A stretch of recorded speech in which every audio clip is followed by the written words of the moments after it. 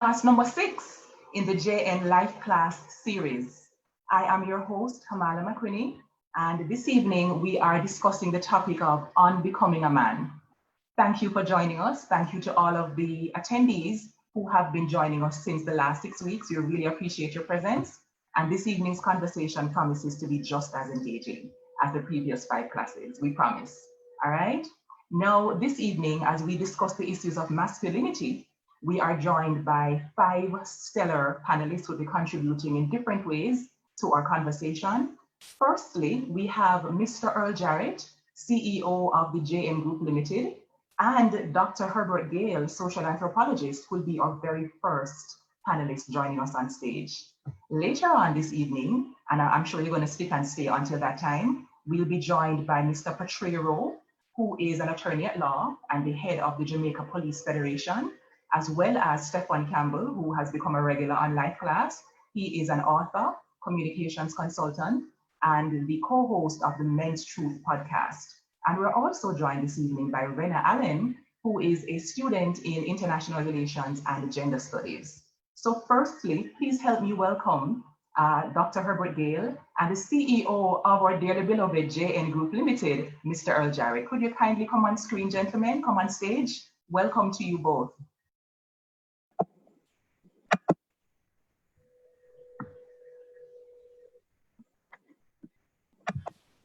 Good afternoon. Greetings and welcome. Thank you for having me. Yes.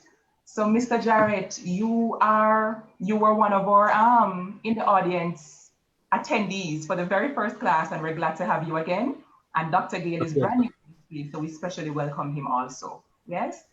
So, before we get into the meat of the matter, we are going to be launching our poll as per usual to allow our attendees to give a sense of how they're doing today, what they're looking to expect from this space, and at the end of the class, we'll relaunch it just to get a feel of, how the session may have impacted on you. So it's launched for about 3 minutes, after which I will share the results and we can continue the conversation. So we're talking this evening, gentlemen, about masculinity, especially on becoming a man. Are we looking at manhood from the perspective of the roles that men typically play, including parent, provider, and partner? But I want to fasten the 12 on the business before we get into the more statistical and research aspect of it. So I'd love to hear from you, Mr. Jarrett, first of all. What would you say your journey has been like thus far in terms of, ascending onto, traveling towards manhood? Was there like a time when you felt like, I think I understand this thing now? Are you still on the journey? And, what resources, maybe mentors or parents, did you have to help you to figure out this manhood story? Well, it's a constant journey, and I am still on the journey. As you go through phase of life, your experience of manhoodness or masculinity changes as you go along. Mm-hmm. And now that I'm in the middle to later years in life, I see things differently. But the journey started actually from birth. It started as a child, emerged in a family, and the interaction between parents and myself, and the interactions then went on to include my siblings, and then of course school life and the various activities of childhoodness, or childhood, the exploration, the mistakes being made, the scoldings, the values that were inculcated early, a sense of confidence that was passed on to you when you got support, when you grew up in a supportive setting, where your mistakes were not treated as permanent failures, but as building blocks, really as a form of tuition as you grow up. And then, of course, in the school setting now, where you're now out of the household, out of the protective environment, into an environment where you have lots of persons from different places, you know, had to learn how to interact with a number of persons who are different from you. You had to learn to cooperate. You had to learn not to give and take. It's not just about me now. And that schooling experience was important. And it started in primary school straight through to high school. And I was at a Catholic school, you had the influence of those Jesuits on me then, and they imprinted some basic values and principles in me, which stayed with me for life. And and as I then moved on to university and meeting a wider group, older people, for me, I found a lot of time to be with the older men at university in a turbulent period in Jamaica where the country was trying to grapple with the ideological issues of the time, and you had to debate the views of various persons. And out of that exercise came a level of maturity and an interest in society, which also stayed in me. And of course, through that process, you're meeting young women and learning to become a man effectively, learning to have fun, learning to explore, which continues from your childhood days. Actually, that spirit of exploration was important to me.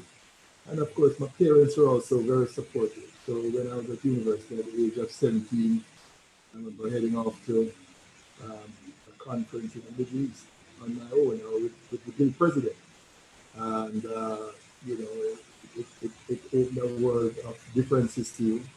You got, you got, you got to have different experiences, some good, some bad, but all in all, it helped to shape me.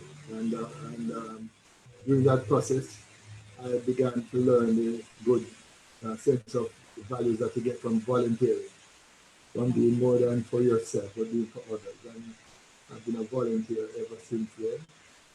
I'm always involved in charitable causes, whether it's the Cancer Society, the Council of Volunteer Social Services, YMCA, you name it.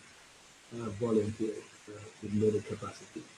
And so these are the things that have come together to create the man that I am.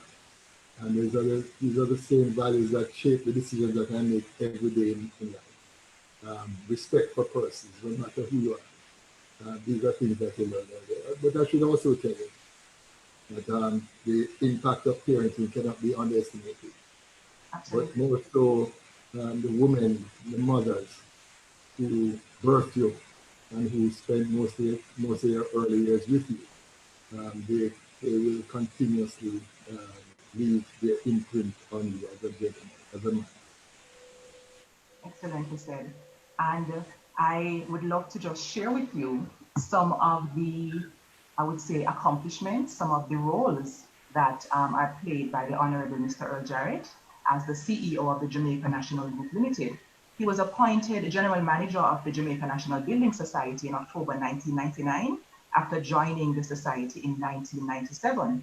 He is a director on the boards of all local and overseas companies and entities of the JN Group, and he serves as the chairman of the Jamaica Automobile Association Services Limited and the overseas subsidiary companies of JN Money. So the Honorable Mr. Jarrett also sits on the board of the Jamaica Cancer Society and several others that are very numerous, in that same spirit of volunteerism as he mentioned earlier. So just to give you a sense of his professional standards and the roles he plays in that capacity. Dr. Gayle, social anthropologist, welcome to the space. Let me pull up your bio just to give our viewers a sense of what it is that you do and your passions. So Herbert Samuel Gayle, we're talking about all of your full names now, is a social anthropologist who specializes in social violence, including gangs, murder, suicide, repeat killers, and domestic violence.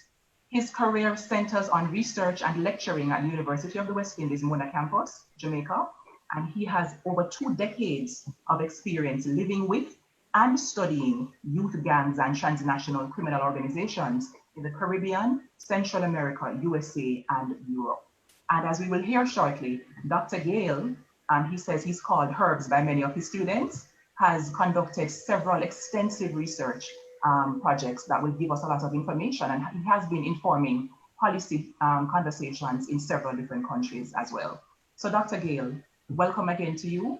And I'd love to hear, and I'm sure many of our viewers would love to hear as well, what your journey into manhood has been like. Were there any negative messages that you felt like you had to unlearn in this journey into understanding masculinity? Well, let me say good evening to everyone.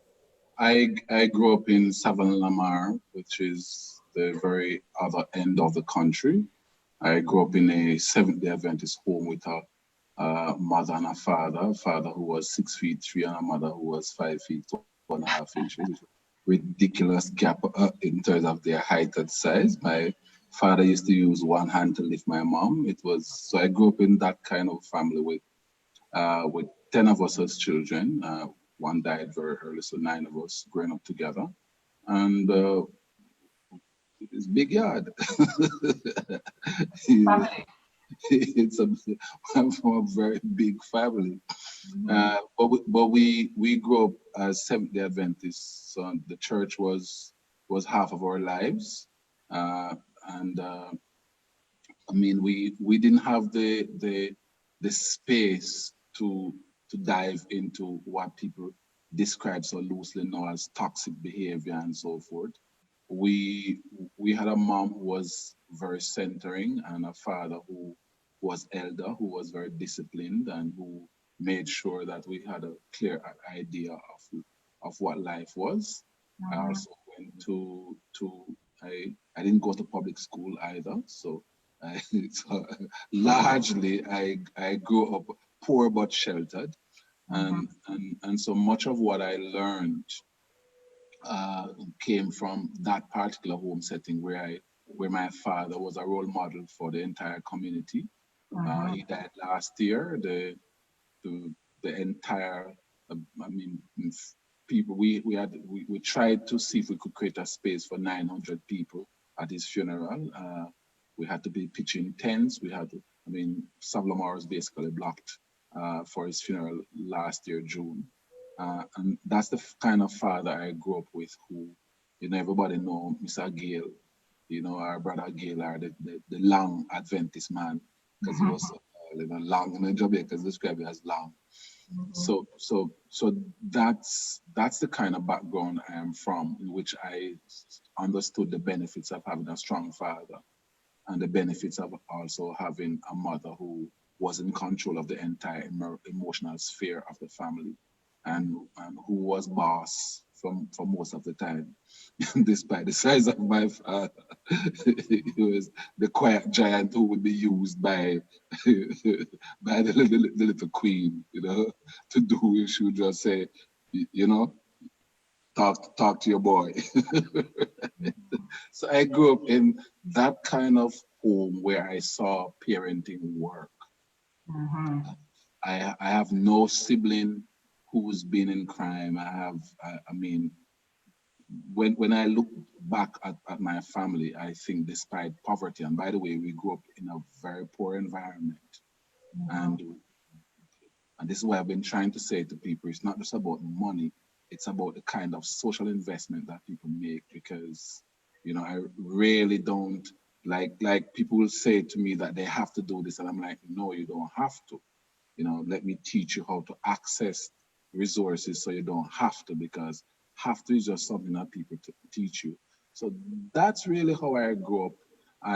My early years up to, in fact, most of my life, I've lived a very nerdy and scientific life.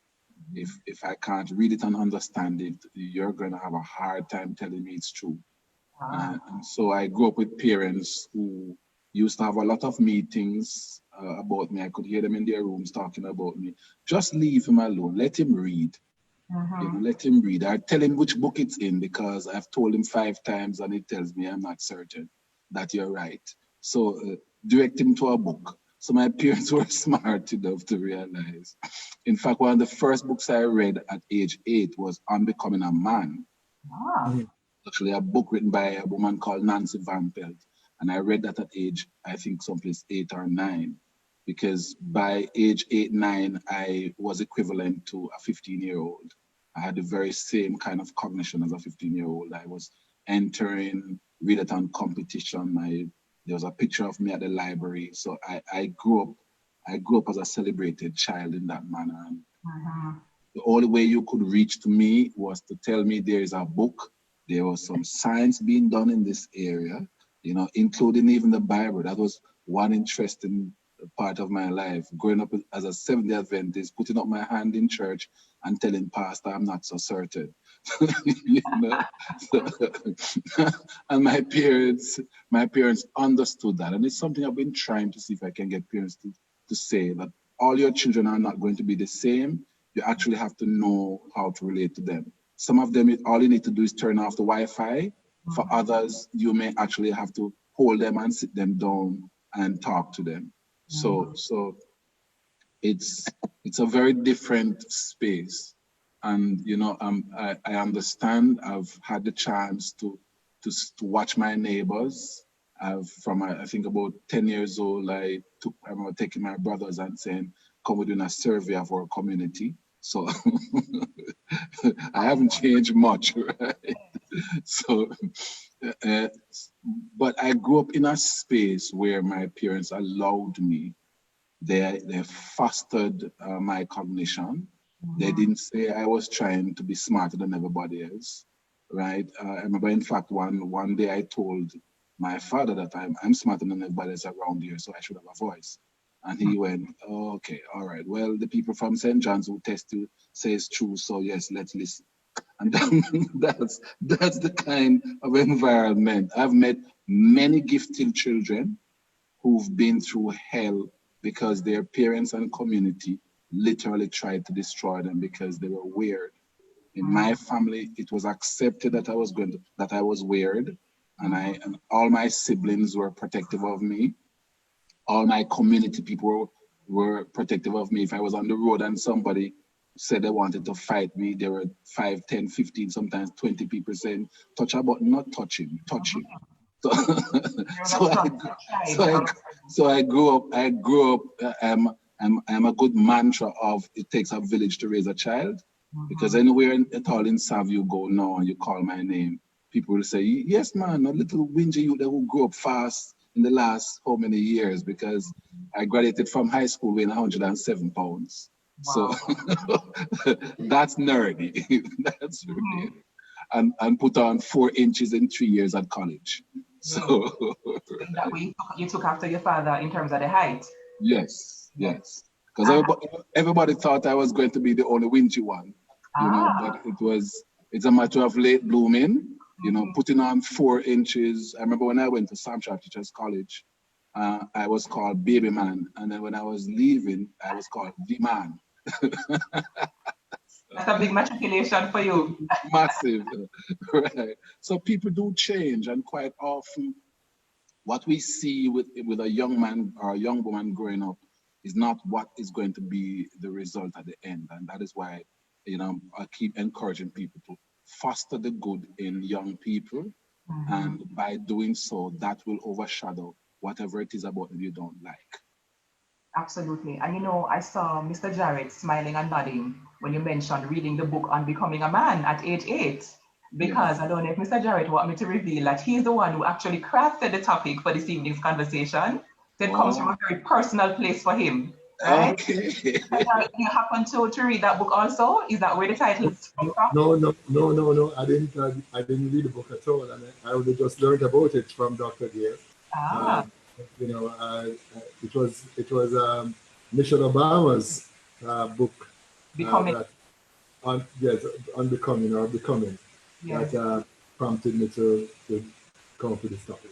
Okay, excellent. We're going to pause right here just to reveal the results of our poll, which our attendees very lovingly completed for us. So we're going to have a look-see at that now. The first question, how would you describe your current mood? 75% of you say you're feeling okay, and about 7% of you, which is 4 persons, saying they're feeling miserable. And we hope that by the time we get through this evening, that we would have lent some improvement to your mood. The second one is, I feel good about my future, and 66% of you say yes, and 34% say sometimes. Nobody said no, which is a good sign also. Number 3, what am I expecting from this class? 75% of you came to get advice on understanding men and masculinity. Excellent. Number 4, I understand the role of men as providers, partners, and parents. 59% of you said yes, so that's pretty good. And number 5, this is the meat of the matter. I think this pandemic creates added pressure for men, and 43% of you say yes, 39% say sort of, 7% say no. So we are going to have the fulsome conversation, and we will come back to the results at the end of it, just to get a sense of how it is that we were able to influence and share resources for all of you today. Mr. Jarrett and Dr. Gayle, we have so many anecdotal observations that we can pull on. And in my sense, as an associate clinical psychologist, I feel personally that we are in a crisis. We're in a crisis as it relates to masculinity.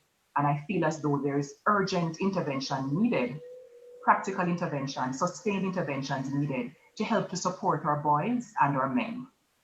A quick experience that I had recently, I sat in a group of young men who are in state care, and I was raising the issue of the murder-suicide. So I just asked a general question. I raised the scenario. What if it is that you are in a romantic relationship with a woman and you help her financially to go through the journey of, matriculating to nursing school, etc. And maybe after some time, she comes to you and she says, babe, I don't feel as though this is working out and I want out. And my simple question to them was, what would your response be? And one of the young men looked me coldly in my eye and said to me, I would put her 6 feet under. He's about 17 years old. And as it turns out, living in state care, that day was his birthday. And when he said that in passing, I said, how come you never tell me that it's a birthday? Because I went to give support in a consistent way. He said, well, nobody not care about me. And when I went to the administrators of the space that he was living in and said, I heard that today is so-and-so's birthday, they said, I don't know of that. There was a response, about giving me the impression that it's not very important. And I thought to myself that there's a very, very strong correlation between both observations. Yes, that feeling of nobody don't care, and therefore his, in my mind, very significant disregard for human life and the whole heap of issues that come in between, feelings of abandonment, etc.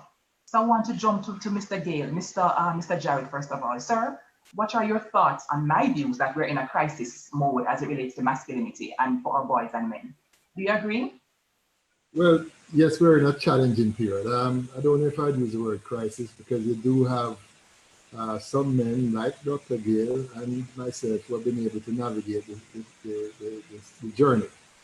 But there is need to understand how do you raise a child? How do you prepare that child to love, to have the confidence, to interact in society? And it all starts with basically early childhood education. And if I was to put on a scientific hat, I'd say maternal nutrition and the state of the mother when she was delivering the child, and what is her relationship with the child's father, or the boy's father, and how will she then interact with the boy himself? Will she treat the boy as being, an accident of nature? Will she treat the boy as being a valued part of her life? And so it starts there, and that is really where the problem lies today. And in many instances, I think Dr. Gayle would agree that a large number of households in Jamaica are now headed by single women. For some communities, it's as high as 70% or 75%. And when that woman has to go work and has to look after the child, and has to be away from the home for lengthy periods of time, there's sometimes not enough supervision, not enough contact to enable the child to be stimulated in a positive way.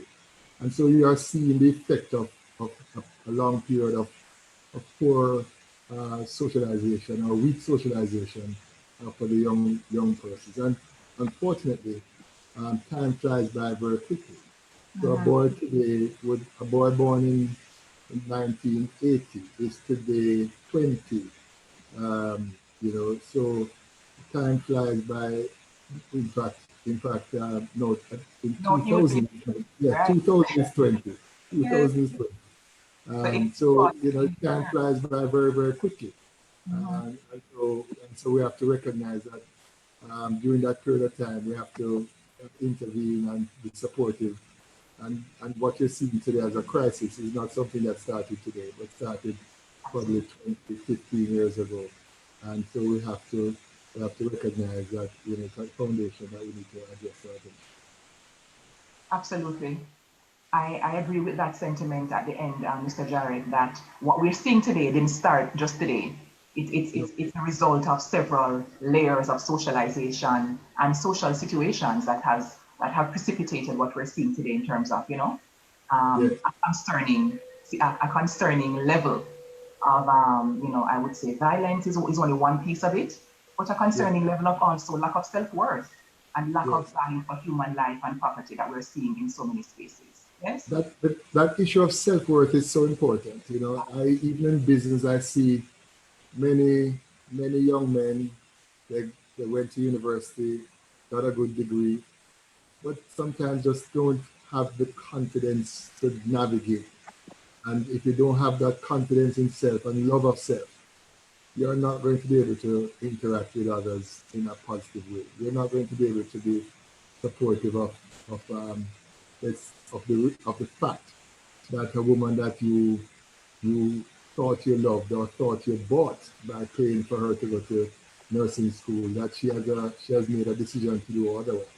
You devastate whatever little self-worth the man may have, and he sometimes um, responds with violence.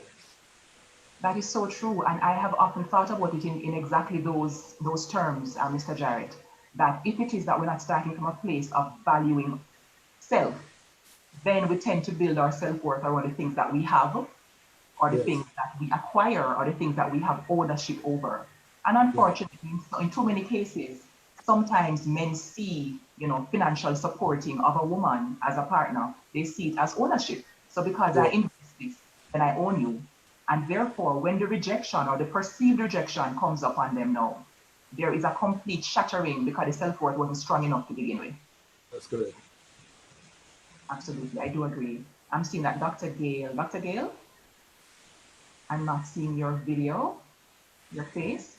So I'm going to ask Mr. Jarrett to follow up on that point of the self-worth, especially as it relates to in instances where people don't get that at home. Is it possible to still develop it, Mr. Jarrett? Yes, Because you can. it's crucial, but sometimes it's missing. Yes, you can. And I mentioned my own. Well, I had a home that was very supportive, just like Dr. Gayle. But I also had, you know, extended persons who were involved in my upbringing. You know, aunts, family, friends, the community, neighbors, and therefore you can get that support outside of the family. You know, the school is also a great place to help to shape young men, and so therefore teachers must now adopt the right approach. You don't call a young boy stupid or that you're not going to come out to nothing in life, and those things that you hear at an early age can impact your confidence in yourself. Mhm. She would have a difficulty overcoming down the road. Even when you end up having those 2 or 3 degrees, you oftentimes go back to those things that are seared in your memory from an early stage. And so it's really not just your parents that raise you, but your friends, your neighbors, your teachers in particular play a very significant part in your upbringing. I fully concur. And that is why all the 140 attendees who are on here this evening, Mr. Jarrett, we're all a part of the solution, I like to believe. Because it I is in messaging that we pass on to young boys, that we yes, pass on to young girls, that we pass on to yes, our male partners that have yes. so much weight in terms of what they believe about self. And I should also make the point that for most young men are raised by mothers and grandmothers, and oftentimes um, the mother and grandmother don't necessarily spend enough time to understand the needs of our boy, and how fragile the male uh, persona is, and will sometimes unknowingly damage or cause for that young man to have less than a positive image of himself. Mm-hmm. So those are things that we also need to consider. And also, if you remember what the data says in Jamaica um, about families being centered around women. And if a woman doesn't have a positive feeling about the father of the child, sometimes it's projected onto the child himself. Your worthless father. Mm-hmm. Things like that are not good for the young man to hear. Mm-hmm. Absolutely. I'm going to jump over to Dr. Gayle, who's back with us. Dr. Herbs, please talk to us now about your sentiments. Do you agree with my sentiments, rather, that we're in a somewhat of a crisis mode as it relates to masculinity in Jamaica, in the Jamaican context in particular? Uh, well, my training would suggest that you can't have masculinity can't be in a crisis. It would suggest that it is a society that is in a crisis because masculinity is a result. So a result is simply an indicator of the foolishness that you are doing, rather than of itself, a manufacture. So the same thing with violence is a byproduct of some of the nonsense we're doing. So same thing with masculinity. But it's intriguing because 50 years ago, I'm looking at the script of material on conferences held in the UK 50 years ago, 49 years and 9 months ago, to be precise, in which the words toxic, gold diggers, I mean, there were just tons and tons of words that were negative about women. Once you said girl, your teenage pregnancy, it was just laced with poison. And now it's happening to men. So we have to begin to understand that there have been tremendous lobbying for women. There have been awesome amount of injection internationally and in every platform for women. There's simply been none comparatively for boys. And instead, what we have is a new dialogue, a new lexicon. As you say masculinity, you hear toxic. You hear failure in education, right? Bear in mind, they're not sending themselves to school, right? But failure in education. You hear about lack of performance. Bear in mind, the data says that the males who are performing the worst, 2/3 of them are also giving money to women at the same time. Okay? So we're talking about a byproduct of the direction we are going as a state. And you hear about violent. There are 7 of them, 7 big negative terms that emerge immediately as soon as you say masculinity or male. But masculinity is the behavior of males. That's what it is about. And it's a blend of biological and social. But remember, irrespective of even if you're born with deficiencies, we do require social triggers to make you act negatively. So I've listened to the conversation, and I'm going to be honest enough to say I've listened to the 21st century conversation about masculinity in a negative way, and I have found it hilarious because you should expect summer to be warm. If summer comes and it is not warm, you are in trouble, right? There are 4 things that humans need, young people need, in order to be stable. 4 things, right? I could actually share screen and show them to you because I was just having a presentation earlier on them. Okay. So let me just, right? But there are 4 things. And if you don't have those 4 things, what's going to happen is that you're going to find yourself into a lot of trouble, right? You're going to find yourself into tons and tons of problems. All right. What you're sharing, I just wanted to clarify your sentiment there about if someone is not warm, we're in trouble. What specifically were you referring to from the previous point as it relates to masculinity? Right. I am saying that if you put a certain amount of things in place and they don't give you the normal effect, it means that everything else is in trouble. And I'm saying the behavior of men today shouldn't come as any shock because it's our construction. That's the point I'm making. And I'm being very opportunity structurist about it. All right. Can you see that up? Is it up? No, not yet. Okay, so let me go back to here.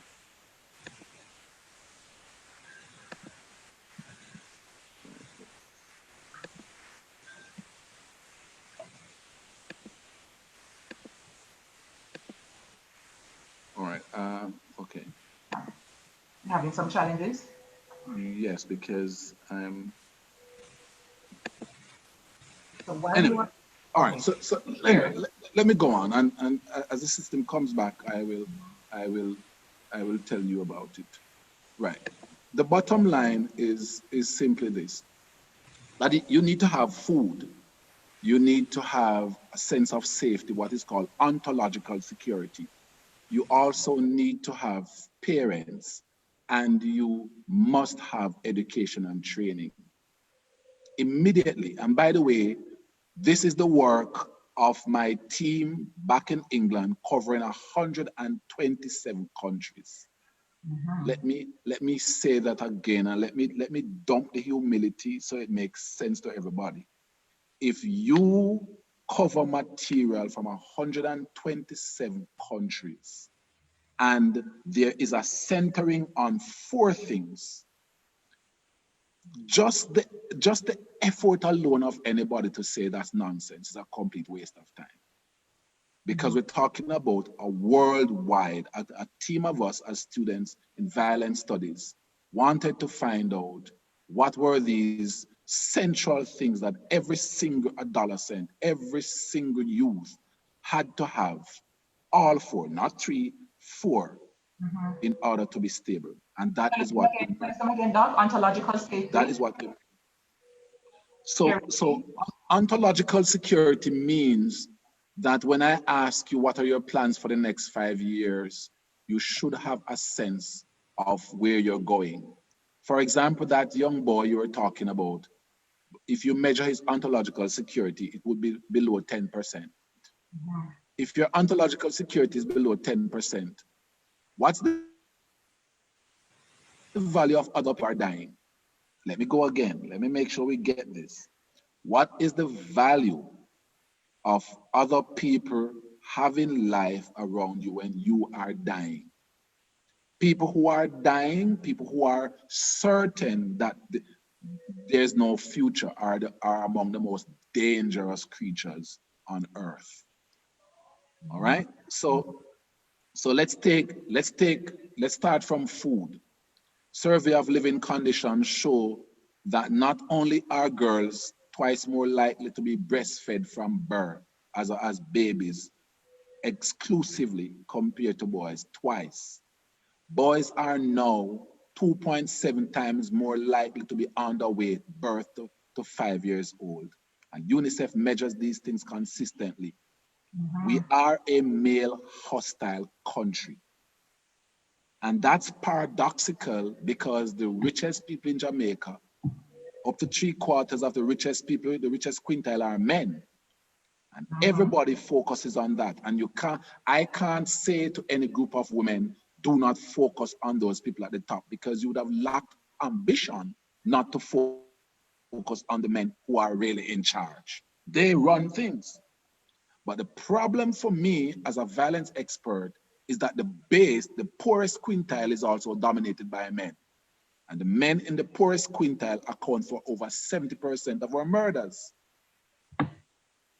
So it means that if we remain preoccupied with the men at the top and not pay some attention to the ones at the bottom, we in the middle cannot be safe.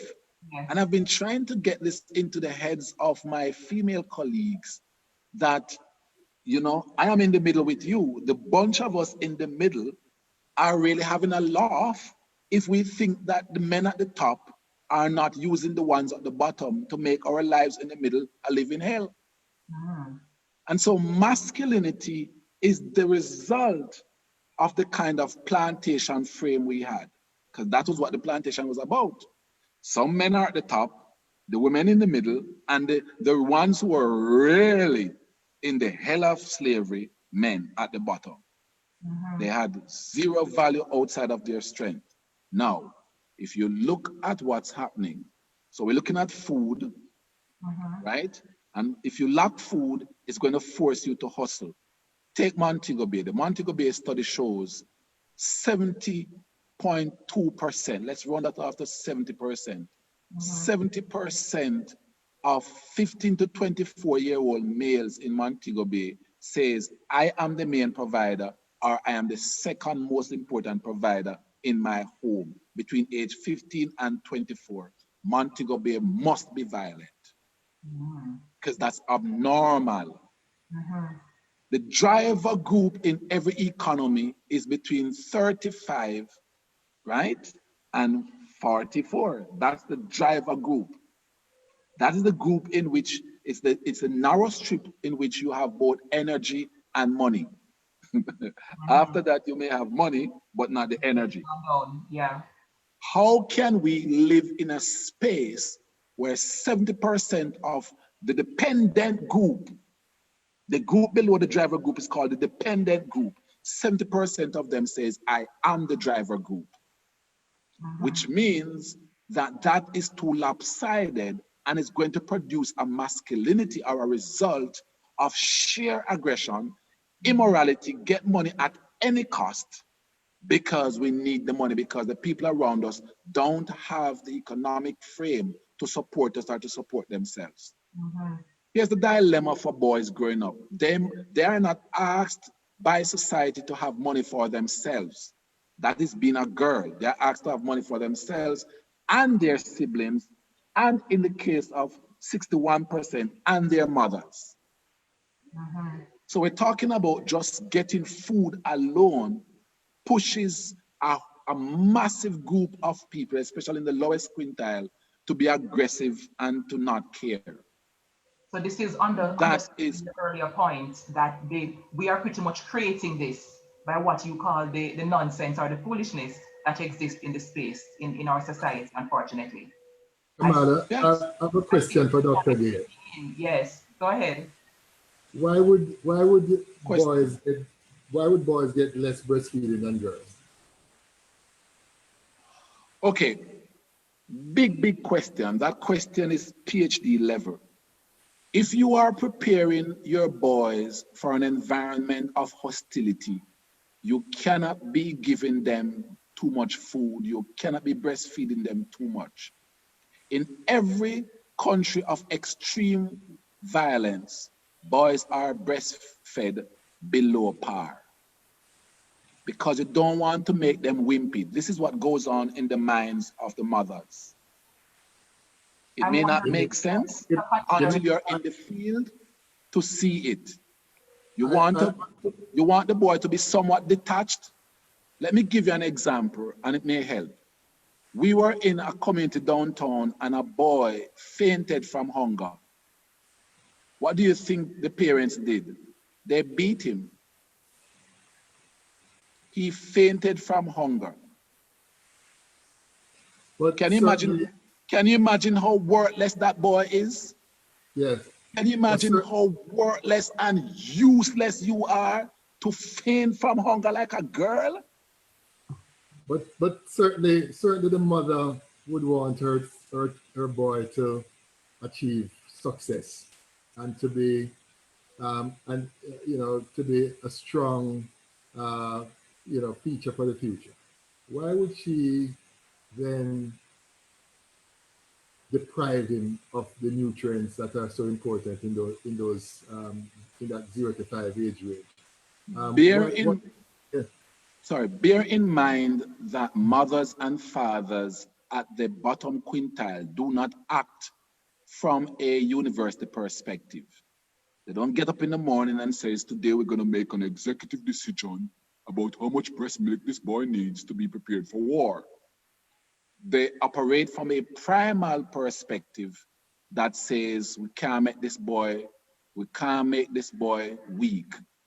If I have 3 children, we have to make sure we take care of the one who we're certain going to live. And that's how animals behave. If you look at, I've spent a lot of times even lying on my tummy watching the dogs. We had a lot of dogs because we had a chicken farm.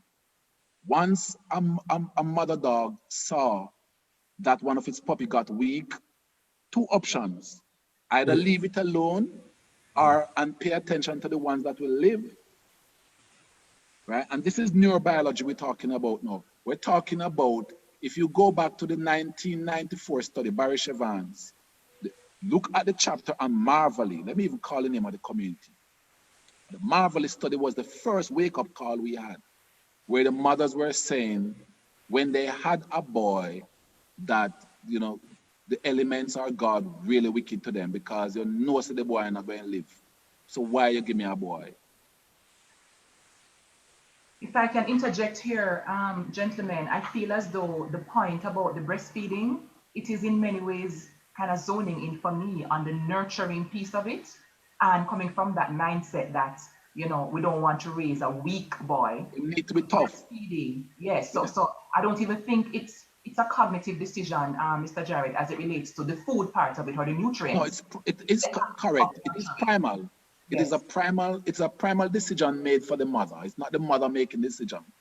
And this is the point I was making, that mothers don't sit down and behave like university scholars, right? They do what snaps into their head as the best way for us to stay alive.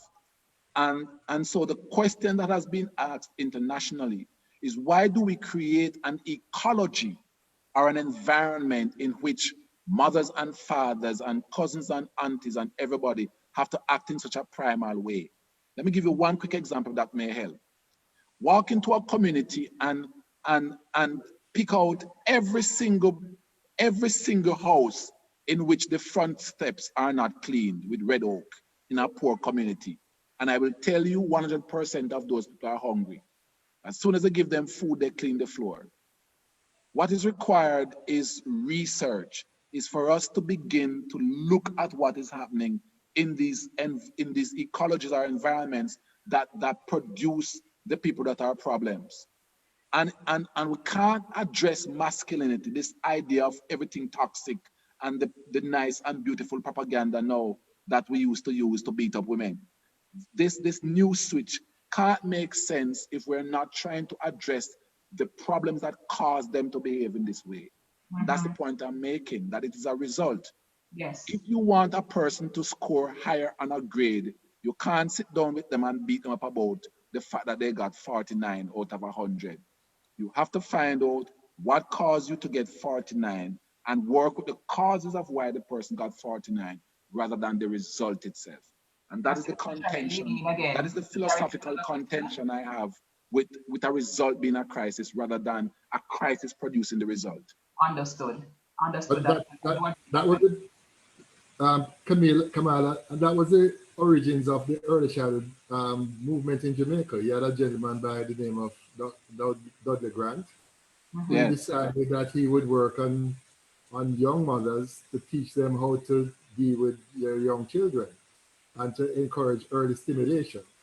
And when he started this program, I remember him saying that, because I knew him well, I remember him saying that in some situations, he would be telling the mothers to read to the children. And the mothers would say, why do I need to read? They don't understand anything. But they didn't understand that it was the early stimulation that changes the way in which they react over time. And so what you have described, Dr. Gayle, is something that we can actually intervene in, where we can begin to train young mothers, encourage the proliferation of early childhood education across Jamaica. And it's not just about, well, as you know, you can create a rattle from a plastic bottle with some coins in it or stones in it and help the child to begin to be stimulated mentally. And it would as well get the mothers to have a more enlightened view of their children. What do you think of it?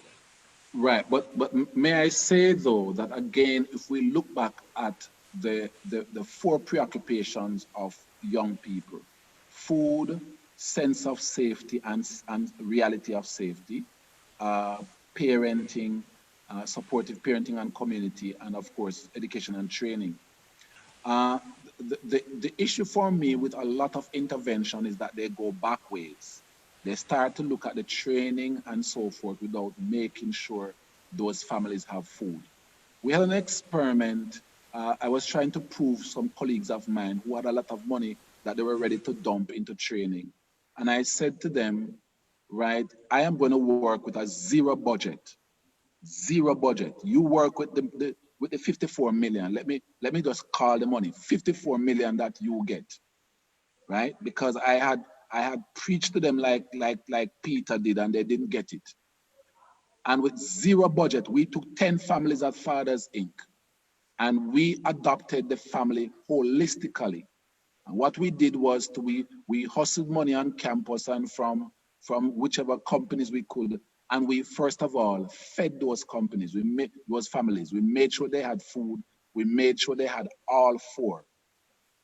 And we had 100% success. And the $54 million project had 21% success.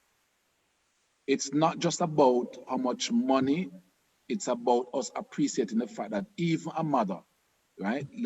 Let me use the word poochie, because my friends, I must always remember to use the name so that if any of them listen, they'll understand the language.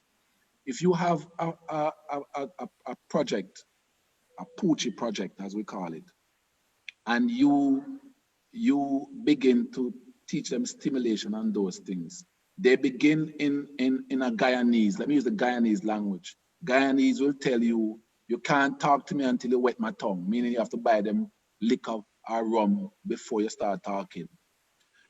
If we take that to the site of what we're talking about, the biggest crisis for me right now is watching the women at the base of the society, in the bottom quintile, who have sons, who are in complete crisis because they do not have the resources. And then as the first 30% of them, of these mothers, shift into a zone of becoming part-time sex workers to take care of their children, it damages the relationship that the boy has with the mother. Because if you look carefully, prostitutes create killers more than any other professional group.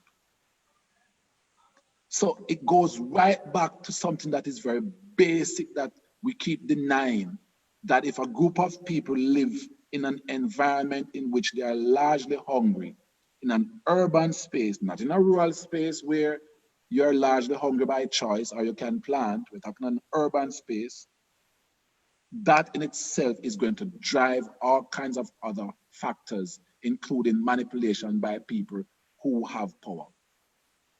So for me, if we take on a project of mothers who have sons or daughters, to me it doesn't matter. If we take on a group of mothers in the lowest quintile, we have to look at all four blocks. We have to find a way to ensure that they feel safe, which means negotiating with dons, which is part of what I've done for the kids. Say to dons in a community, we have 10 people in your community who are part of our project, and I'm listing them for you, and they need to be safe. That is the kind of pragmatic, and we're gonna have to begin to get even half crazy to save the lives of some of these people in the bottom quintile. What about the middle? What about the middle class? I mean, the issue of male underperformance and male dysfunctionality is also quite alive in the middle class. Yes. Very good question. Very good question. What we're finding in the middle class, listen to some of the middle class data. In one data set, 21% of children said that their helper is the closest person to them.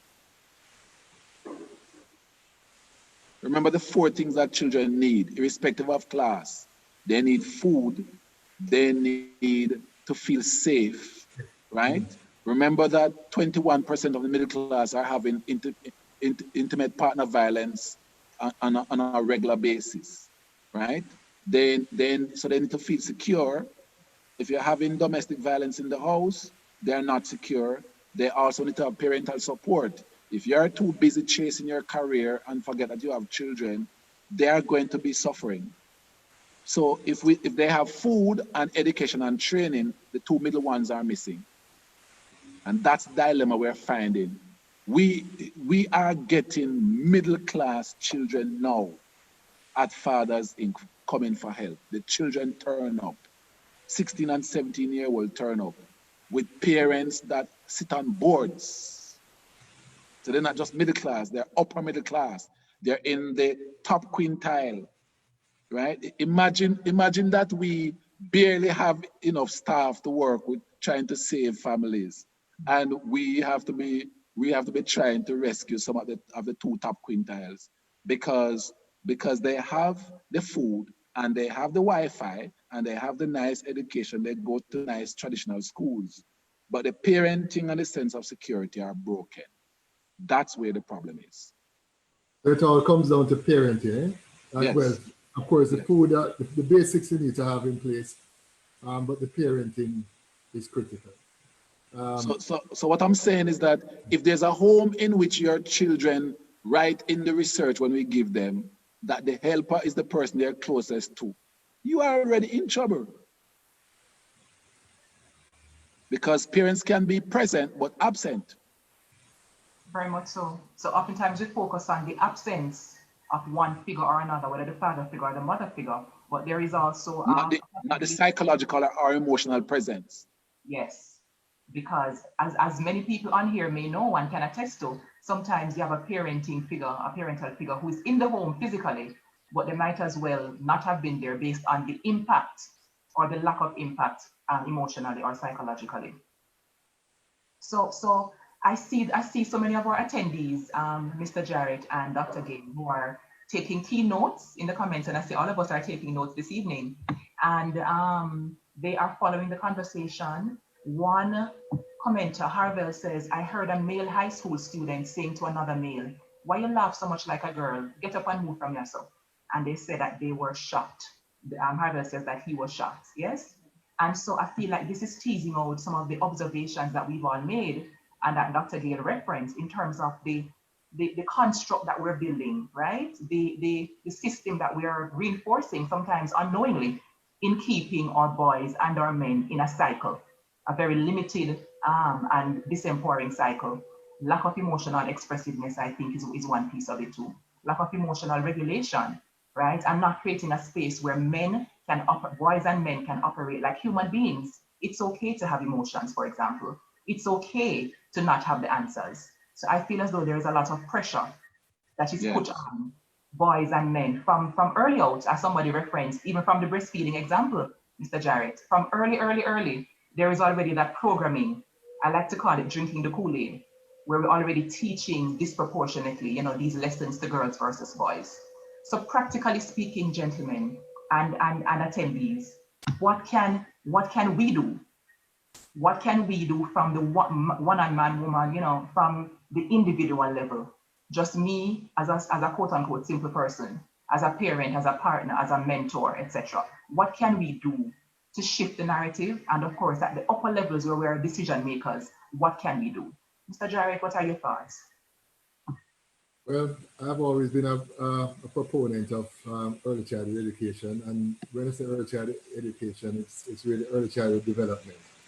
Because we're not just talking about the education side, as I mentioned earlier, it starts with maternal nutrition, then to the child and the availability of an environment that provides nutritional support, early childhood stimulation, caring community, even when the mother has to go to work. If you have persons who are training basic childcare to support those children during those 0 to 5, 0 to 6 years, I believe that's a good starting point. And I believe you have some studies, I think it was Susan Walker at UWI, who looked at the impact of the early childhood nutrition or prenatal nutrition coupled with early childhood education. And over the period of time, I think herself and I think Dr. Alafia Samwers and Dr. Maureen Vaughan, they did some work in a longitudinal study, and they found that the students who were, the young people who went through a program of early childhood development fared better and were less participants in crime in Jamaica. And so I believe that somehow we need to shift some of the money that is being spent on university and tertiary level education. And I know they'll kill me at UWI, I'm the chairman of you when I say this, but some of the funds need to go to preparing the young people at a younger stage so that when they get to university level, they will be better, they'll be ready for the knowledge that is gained there. I mean, Dr. Gayle pointed out his experience as a child. His parents who support his exploration didn't minimize his self-worth. And I think we need to do the same thing as a country. And we need to ensure that that priority is recognized. And, you know, many times I sit in board meetings around the world, and when I see people at the board, and I break down what they're arguing about, I realize that these are just grown children. The things that they say, the things that they argue about, the things that they fight about, it's just a grown child. And many times what I see around me are effectively children who have been maladjusted. Yes. Thank you very much for those words, Mr. Jarrett. Dr. Gayle, what can we do? All right. And I know that you have been doing. Yeah. When you look at the 4 blocks, right? When you look at the 4 blocks, remember that the entire world is becoming wealthier. So food is, if you look at the 4 blocks, food, security, parenting, and education, right? The one that we can begin to work on, right? After providing some amount of food, the one that we can certainly begin to do more of what we're doing now, like public whatever work, is parenting. Children have a set of expectations, a set of biological, socio-biological expectations of a father and of a mother. But I want to zero in on boys. I want to zero in on boys since we're talking about boys, right? And so the first thing is about everybody who's listening and participating having an attitude to go and read. And for those of us who can provide them with information, to commit ourselves to providing them with information that they read. Let's start from father. Fathers have 4 roles. They protect, they provide, right? They play nurture, and they are role models. When you break that down, a boy gets 1, 2, 3, 4, 5, 6 major things from a father. And if a father is not present, then we have to help the mother to find father figures to fill these roles one by one, because without them, the boy is going to be in trouble. Let's take the first one, affirmation, role model. You can't grow up without a role model, without somebody that you go to bed at night and say, that is my rock, that is who I want to be, that is what I want to be. 25% of every single gunman I've worked with, their father was a gunman. Let that soak. That means that if the father wasn't a gunman, if we had provided a frame for that father to be a father, right, we would have had 25% less gunmen. Okay? Second one is confidence. We can find, I can walk you through Crossroads or Halfway Tree, and we can pick out all the boys, barring none, from a course, a program called Body Detection, who has no father or father figure. And the first thing you look for is a lack of confidence, how they walk, or opposing confidence. You know, when somebody pose like them have double six, but it's double blank? Yes. Right. So you find those 2 extremes when you're looking at boys who don't have a father or a strong father figure. So they either swag too much and say, everybody notice me now, man, a bad man, a swag. And I'll walk past. You have seen boys walk past somebody twice so that they can see, say, you get money today, so you have swag. Yeah. Right? Or they have none. So you're looking for those kinds of stuff. So number one is affirmation or role model. Number two is confidence. Number three is discipline. Right? I play domino with my kids. I play all kinds of games with my kids. Right? And we're a typical family. The mother's role, which is to create and maintain the emotional well-being of everybody in the family, including the father, especially when you get a little flu. Right? That is the role of the mother. When you're playing a game, and we're talking here about play nurture, when you're playing a game with your children, as the father is an aggressive, competitive being who, if the boy actually lose the game, him lose the game and shut up, you lost. Don't want to hear zip from you, you lost. Let's play the next game and try to win. That is not mothering. A mother can't present that to a child unless she's part of a group we call the 13%er. The 30% of women who are not really very femme. Okay? Mother's gonna say, hush boy, you lose. Oh my, you lose, don't. Make we try and the whole nurturing sets in. But the boy needs discipline. He needs also to understand, you lost. You did not win. Did you win? That's how I grew up. That's why I hear the fathers in my community, when they're playing football, you tackle your father. Your father tackle you. If you're playing domino, your father go and bow out him entire hand on you. If him get a pair of 7, you have to sit there and suck it up. Right? So play nurture is extremely important. And that is why we normally say to families, if a boy, especially if a boy has a gift like he can run, we know we can begin, we get a little push start in rescuing him because he has a new father now named Coach. And Coach not easy. Coach say, I'm asking for sub 10 and this is 10.001. And Coach says, after you come first, if you don't come first, it's last you come. And that, even as harsh as those things sound, boys require some of these things to be disciplined and to have structure. So it's called a disciplinary structure. Then you have the economic stability. Whilst 41%, looking at some data set and we average them out, 41% of girls who have no father are going to be poor. It's up to 60% of boys without father are going to struggle economically. Because in part of the affirmation of being a man is about making money, which is the number one thing people use to assess you. They don't assess you by being protection, which is what the species asks. The social being part asks, do you have money? No, you don't have no money. Well, step away. Move away from the vehicle. You're broke. So economic stability. And then goal setting orientation. Goal setting orientation. Boys who have their fathers or father figure can tell you about their ontological security. I have a 10-year plan.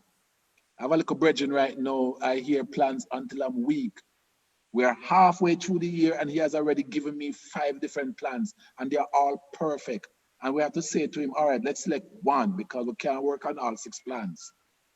But this is how males behave when they have male figures around him. That is why we have Fathers Inc. We have to be we have to set them with a goal orientation. No, Bridget, you cannot live your life hand to mouth. You can't be a part of the 21% of Jamaican men who have to hustle on the road every single day for food. Go back to my COVID articles. 21% of men. You don't want a boy to be in that group because using the Belizean terms, he's just an inch away from what is called catch and kill. All right. And the last one, binary or quick decisions. Look at an all-male parliament, one of the worst nightmares on earth. An all-male parliament. I've been working for years, for 16 years now. I've been working to get more women into parliament because an all-male parliament is a disaster. Because what you get from your father is both good and bad in this sense. You are able to make a snap decision because if you look at the emotional centering of the male brain, we have an alpha and beta frames. We have 2 sets of frames for emotions while women are between 14 and 21, right? So you need to be close to your mother to be able to read through all the decisions and so forth. Look at a male parliament. I think we should resume hanging. What do you think? Everybody turn to the alpha male. I said, yes, boss, what do you think? Yeah, man, hang them, man. Okay, we are going to hang them. Decision done. Let's go have a drink. Put a few females in that parliament. Why are we going to hang them? Kamala, you know these questions. You have about 24 questions coming at you one by one. And as men, we find them very irritating. But at the end of the day, we give God thanks for them because they save our lives. But there are times in which a boy needs to be able to make quick decisions to save his family. There's a knock on the door. It's your responsibility. That's the time for aggressive binary decision. Do I run? Do I protect my family? Binary. Not 3 options, not 10.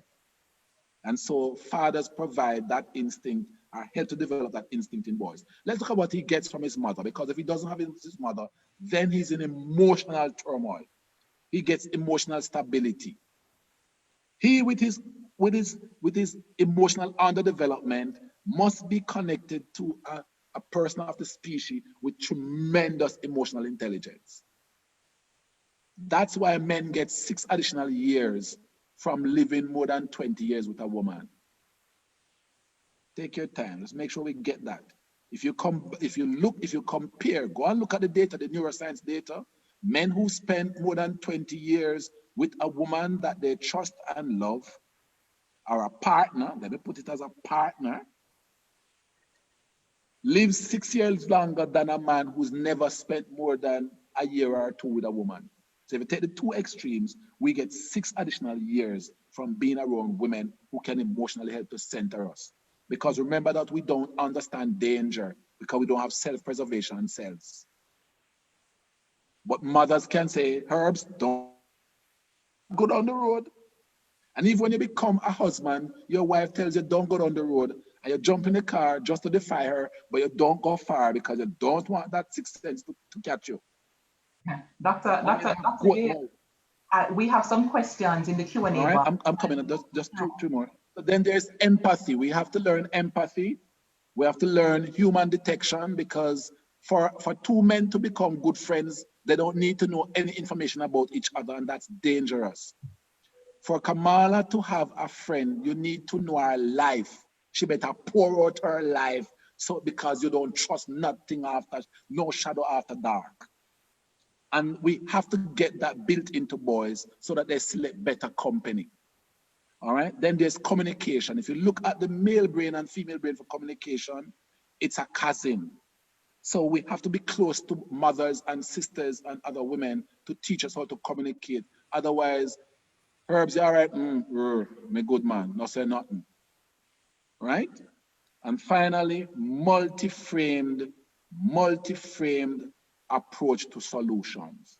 Not just the binary, but understanding that the solution may come from 15, 20 different angles, and you should take the time out to know these angles. That's why boys require both parents. And if one is missing, people have to step in to supervise and to be there. And they need both male type and female type supervision. That's the reason why we require a whole group of people to raise a boy. Excellently put. And I mean, I would love if Dr. Gayle, could you just drop a couple of the listing that you just shared in the comment section? Because I see people taking snippets from it for their own reflection, and I'd love to be able to visualize at least several of them so that our attendees can walk away with that level of resource to go forward as individuals to make a difference. Mr. Jarrett, we are closing off this segment, as rich as it is, to make space for the remaining 3 panelists. There is a question in the box, in the Q&A box, that I'd love for you and Dr. Gayle to quickly give your feedback on. Tasha Manley says, how have women in your organization influenced or altered your perspective on male leadership? How have the women in your organization influenced or altered your perspective on male leadership? Mr. Jarrett. Well, when I joined Jamaica National and became the head of the organization, you had no women at the top. In fact, you did not have a bathroom for women at the executive floor. Wow. And over time, through affirmative action, I introduced women to the executive rung of Jamaica National. And it has been an interesting journey. Dr. Gayle is correct. We are different, and there's a difference in the way in which decisions are arrived at. And but over time, I must say that I have seen uh, significant shifts in the women in leadership. They have sometimes adopted male tendencies, Yes. and that is something that I have to try to work on because we don't want women to become men. They need to continue to be women and to bring that different perspective to the decision making process so that we can be great. They don't need to imitate men at all. And a lot of it I find is coming from the literature that they're reading and the television and the influences that are being put on them. That to succeed, you have to become like a man. What I'm saying to them is that, to my sisters, is that they don't need to become a man. Just be a woman, just be yourself, and bring your perspective to the game. And that has been a challenge for me. But I must say that in terms of the contribution, there is no doubting the level of the contribution that's offered by the women executives today. From none in '97 till today, the men are in the minority in the boardroom now, in the executive room now. But as I said, we have to. I think we need to maintain a sensible balance. I love that. Balance is the name of the game. And I love how the points raised in this segment really speak to the fact that having a rounded set of influences on both sides of the gender spectrum are important. And that there is value on from the two sides as well. Because oftentimes you can get into a little battle of, which one is most and which one is most. The reality is that the balance is a beautiful thing. And it's definitely beneficial to the children raised in those spaces. May I make a quick point though? In terms of, there's a neurobiological side, Sir Jarrett, that we have to watch. Over 70% of women at the top are daddy's girls. So it's not just the reading and the feminism and the girl power and all of those things. Some of it are naturally natural socialization from their fathers. If you take 100 CEOs right now, they're not mommy's girls at all. They are daddy's girls. You're also going to get the bulk of the 13 percenters who have more male hormones and higher levels of aggression, right? Higher levels of bromelain, adrenaline, testosterone, and I can name you some more of the chemicals, right? If you take their hands, and it's something you can take a lot of these women's hands, either their index, the 2D, 4D reading, either their index and ring fingers are unbalanced, or they will show male hands with the index finger being lower than the ring finger. So the women you're getting who are aggressive enough to reach the top already have a certain degree of male hormones. That's one. They're also daddy's girls. They also grew up in a lot of male environments and so forth. So they understand males and they understand how to play the game. So I wish you luck in getting a lot of very femme women at the top, because I don't think we've developed enough yet, or we've been kind enough to women yet to allow every single woman a space. It's still the more aggressive ones who get there. Eventually, we are going to get to a space where we become more egalitarian and we treat women better and we open spaces for everybody and gender becomes a non-issue. And then you're going to get a wider array of personality types and neurobiological frames of women going through. Thank you very much for that, Dr. Gayle. I'm going to end this segment with two things. One, a quick comment here from one of our panelists. He has so openly shared about the value she has extracted from the session with you two gentlemen. She says, I'm enjoying this presentation. I have 3 boys and a husband, the only queen in the castle. I am now understanding how their brains work. I will be more understanding starting now, she says and laughs. Maybe it's a hard road. They live 6 years longer because of us, but we may die 6 years earlier, she says and laughs. So that is a very interesting spin on some of the major elements teased out from a very, very riveting conversation. I get the sense that there's so much more to tease out That's on the correct. matter. And I will reserve my comments on the observation about the C-suite and women in the C-suite, Mr. Jarrett, and the masculinization of women and where that may be coming from. Because if you start that topic, it's a whole nother spiral for the conversation. So I look Okay, forward to another event. Say again? We do that in another event. Yes, sir. So that's the first thing. The second thing I'm going to do to transition into the next segment is to offer our attendees a chance to win $1,000 call credit for their devices. I'm going to start off with those who have digital phones. And if you can get your devices in hand, I'm going to read the voucher numbers pretty quickly so that the person who is quickest on the draw can walk away with $1,000 call credit courtesy of the JM Group. And the numbers are 08550-6833-7425. And if you win it, just say yay in the comments. All right. So Dr. Gayle is sharing the tidbits, the framework that he shared from. He's dropping them in the comment section. So please copy paste and let us meditate on these things moving forward. Gentlemen, thank you on behalf of our attendees for your excellent contributions. And Mr. Jarrett, especially to you for being at the helm of an organization that creates space for us to not only have the converse, but to also move towards solution. So thank you very much to you, sir, in your capacity as head of the JN Group Limited. And please stay with us. We're going to come back at the end, hopefully, and have a final wrap up with all our panelists. But at this time, thank you very much. At this time, we're going to create space for 3 panelists to jump on. And the feedback is so good so far, so I'm loving it.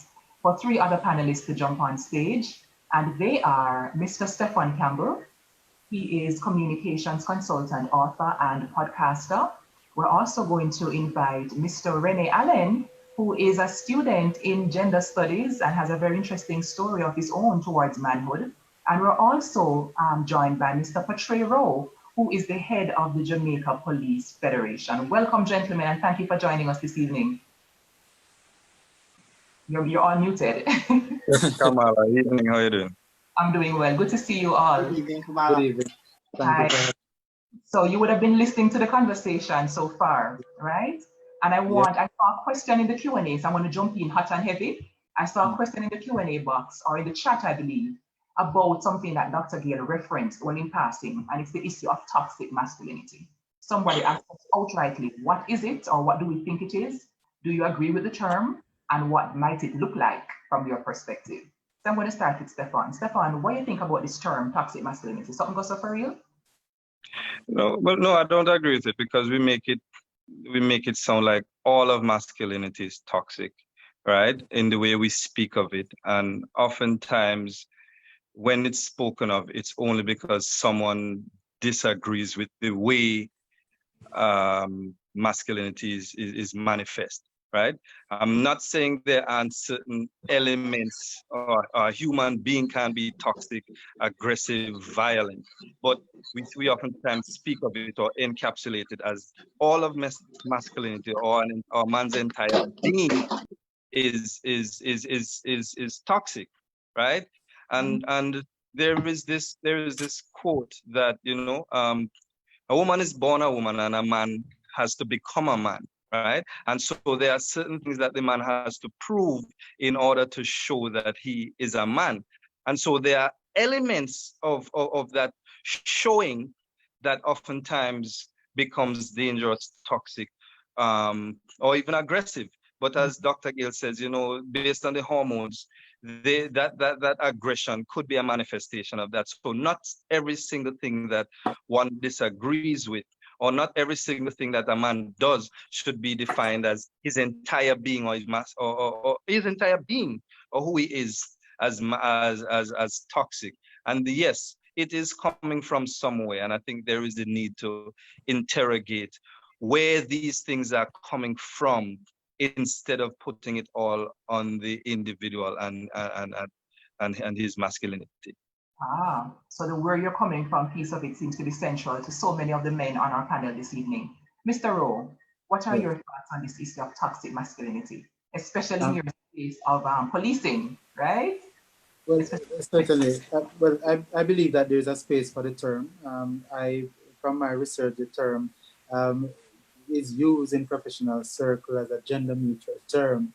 Certainly, it does not speak to those qualities that engender the ideals about masculinity, but it supports the view of probably more chauvinistic kind of dominance of a male, and I believe that those attributes can be demonstrated, and so I believe that there's a space for it and there's a place for the reference. It may not be ideal for us in terms of what we accept as norms, but certainly I believe that the reference may be used to characterize certain behaviors in males in particular as it relates to this topic.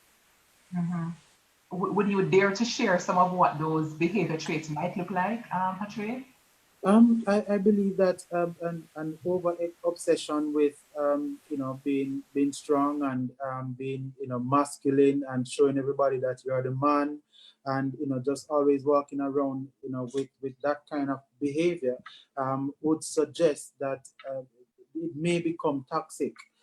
Certainly, I'm a proponent of the view that a man is the full sum total of his experience, and certainly there may be a man can demonstrate a level of toxicity in terms of his behavior and how he perceives his manhood, right? And therefore, it is important for us to demonstrate to our men and our boys that it is important for us to be flexible and to demonstrate qualities that we can be functional and appreciative of different emotions and not appear to be toxic in the demonstration of our manhood. I love that. I love those sentiments, Patrae. Thank you for that. And I noticed that they were diplomatically stated, so I'm going to come back and push on the fire in a few minutes, right? Sure. I met you on the campus of the UWJC, and I was immediately struck by how much you are straddling in many ways both worlds. You represent two worlds, yes? One That's where correct. you have a deep passion for intellectual advancement and academic advancement, but on another hand, a space in which you are also fully, underground, so to speak, in some ways in the streets and know what's going on, right? What has Right. your journey to manhood been like thus far? And you are the youngest of all panelists, I assume, based on just looking. So what has your journey to manhood looked like thus far? It has really been a very, very difficult road to navigate, especially navigating both spaces. Growing up, we always had that experience where, yes, you always had to be, that strong individual in order to represent everybody. So your masculinity had to stand out, right? So we had to ensure that, the masculinity stood out, but we did still have to, the one side reading the books, because my mother emphasized the whole reading aspect. So I was always reading. I read, variations of different articles. And I think this is in accordance with what Dr. Herb said, that we have to teach our boys how to, enjoy reading and learn how to analyze information so that they can actually process the information as to how they see the world. Because how they see the world is how they're going to view their masculinity, and how they view the masculinity is how they're going to, interpret the things around them. So the narrative is, there are a lot of narratives out there, and there are a lot of stereotypes that become truths, especially for young men. And wanting to live up to the expectation of people is also another issue, because, all right, if let's use, for example, the university experience. If I followed my group in terms of my community space, I wouldn't be a university student. I would say that I'm the only university student within that space. It is very sad, but I get a lot of bashing from it, because they're like, okay, you've wasted so much time in the university setting and you have not accomplished anything. So according to them, because they don't see the flashy, the car, the house, and all of that, they're like, okay, you're just wasting your time because you're not going to achieve anything at the end of the road. So there's no value in self-development. Self-development is not something that's valued. So a lot of the stereotypes, a lot of the narratives and the social scripts, we're actually filling the social scripts either consciously or unconsciously, and it's really very, very problematic for us. I'd like to share a story. I was having a conversation with one of my friends the other day, because like they smoke and they drink, and I was asking the individual, why is it that he smokes and drinks, and he was like, you know, just I enjoy myself. I mean, and I asked him if it is that he's stressed, and his response was, oh, I don't have a woman to stress me. Like he must say, I have woman problems. So he automatically equated stress to women problem. So in my mind, I'm like, okay, there are a lot of problems that we have that we need to overcome, that we need to understand that these are genuine problems in order for us to overcome them. So it's really rough. And also tied to masculinity is expectation. And also Dr. Herbs also emphasized the expectation where men are required to be the breadwinners. Men are required to always look strong. You're not supposed to look weak, because people are going to laugh at you and say that you're less of a man. So it's really challenging to balance both worlds. It really is. It sounds like a lot of work. Renia, I'm wondering if it's because you might be nervous, but I noticed that you're shifting the phone a lot. So if you could just hold it still for us, we'd be very grateful. Yes? All right. For your inputs thus far. So over to Steffon.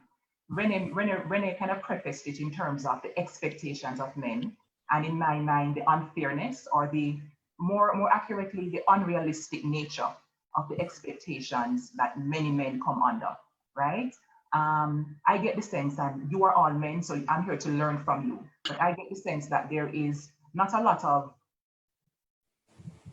what should I say, not a lot of consideration or permission given for men to not always be strong, as Renia said, for men to fail in a way that is, you know, meets with support and meets with empathy. The expectation to be very real, very grounded, and very unflinching in many spaces. What can that do to a boy who is internalizing these standards growing up? Yeah, well, the first thing is growing up, you're not taught to fail, right? You're not expected to fail. You're not expected to feel. So those two F's, and so I remember from a very young age, from a very young age, you were supposed to be a man. So even as a boy, you're expected to be a man. My father at the age of 7 used to tell me, when he leaves, I am the man of the house. And with that comes protecting, you know, providing, all of these things, even if you was just going to the shop down the road. And so from very early, there was this standard that I am the man, even though I am a boy, right? And like growing up, it really had to I had to get to the point where I had to redefine what it meant to be a man and allow myself to fail. But it's funny because you have to, in other words, you have to work for the failure. People need to know that you are already a man in order for them to accept in the back of their mind that you are allowed to fail. It's a funny thing. And so Dr. Gayle spoke about the alpha and the beta thing. It had to get to a point where my masculinity was unquestionable so that I could fail. And the funny thing is, the first time I failed at anything, I was so excited because growing up until that time, and it was my driver's license, up until that time, I had done every single thing right. I had succeeded in every era listed in the traditional context of being a man, right? I started working for myself from very young so that I didn't have to ask my parents for money. Grades were fine. Sports was fine. Interaction with the other gender was fine.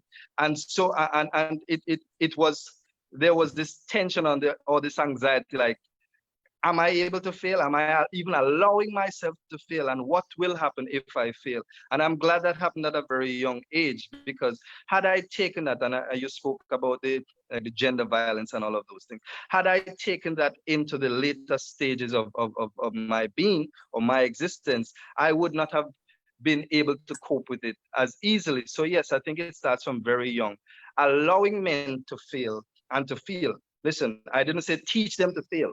It's a difference. right?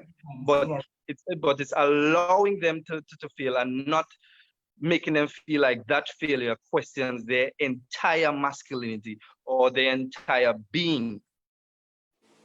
Listen, those are some very powerful points, and I love the distinction between, I guess some people can think about it as creating failure or encouraging failure versus allowing a man, a boy, to fail, as is a human thing to do. Yes. Yeah.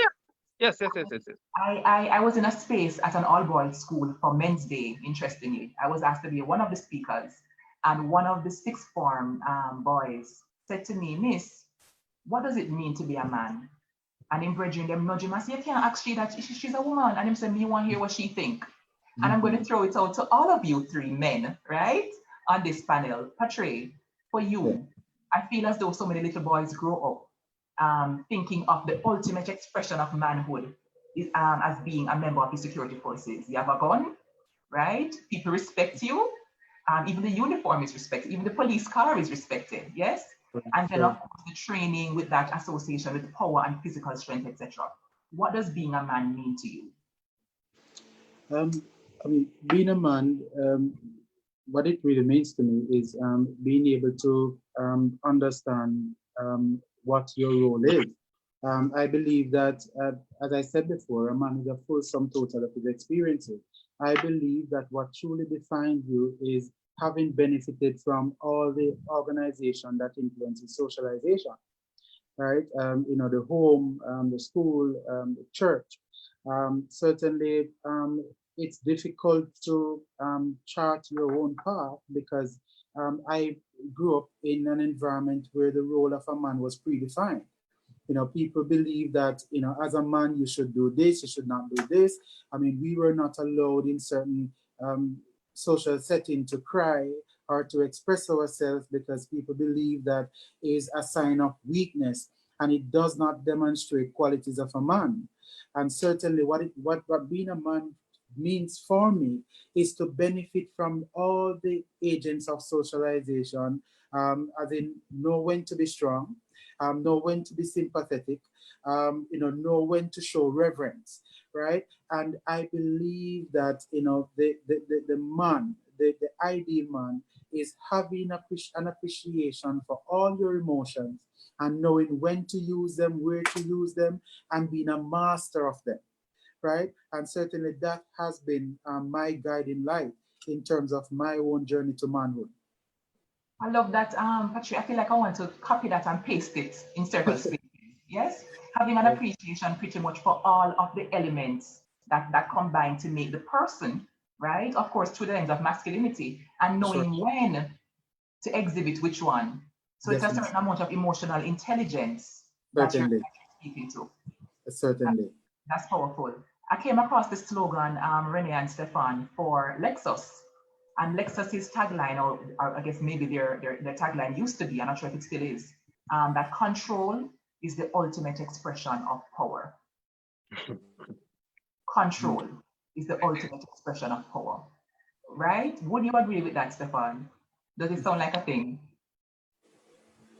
Yes, if you're looking at control over self, right? But I understand they deliberately left it open-ended, so it's subject to interpretation. But yes, very much a part of our manning, manliness, is being able to control and always be in control. And so to answer your previous question, what does it mean to be a man? My response is to simply be, like full stop. Like to be, to whatever that means for me as the individual, as the man. I need the space to go through that process, reclaim that locus of control, reclaim that power over self instead of everything that is external. Because as I said, growing up from the very beginning, we are taught to neglect self. We are taught, because to protect means protecting someone or something. To provide means to provide for someone or something, right? And so there is that need to reclaim control over self, because if it is that you don't have that control over self, everything external that is dynamic and fickle makes you feel like if you lose that control over that woman, over that car, over your career, that you are no longer a man. And so there's that element of simply being that we need to put back in masculinity. I tell my students, because I mentor a few of them, you would know when you've gotten to that point of being a man when you wake up and you no longer question what it means to be a man, right? When you stop hearing those voices, you're supposed to, you ought to, you should do this and do that. Now, every individual is a product of the environment, the people around them, and also their own decisions. But when those voices external drown out your internal voice, or there's no voice up here when you talk about emotional intelligence, when there is no voice in your mind, or your voice isn't the loudest voice in your mind, then there needs to be that painstaking resocialization process of putting that voice back in your mind and then being able to use it externally. So I hear you talking about individuality being perhaps at the forefront of how you express your masculinity. It's a part of the individual and not, it shouldn't be the sum total, is what I think I hear you, Steffon. Yes. Because you see, in Barry Chavan's book, Learning to Be a Man, a lot of our masculinity is performative. It's about showing you're a man, showing that you're a man instead of being a man.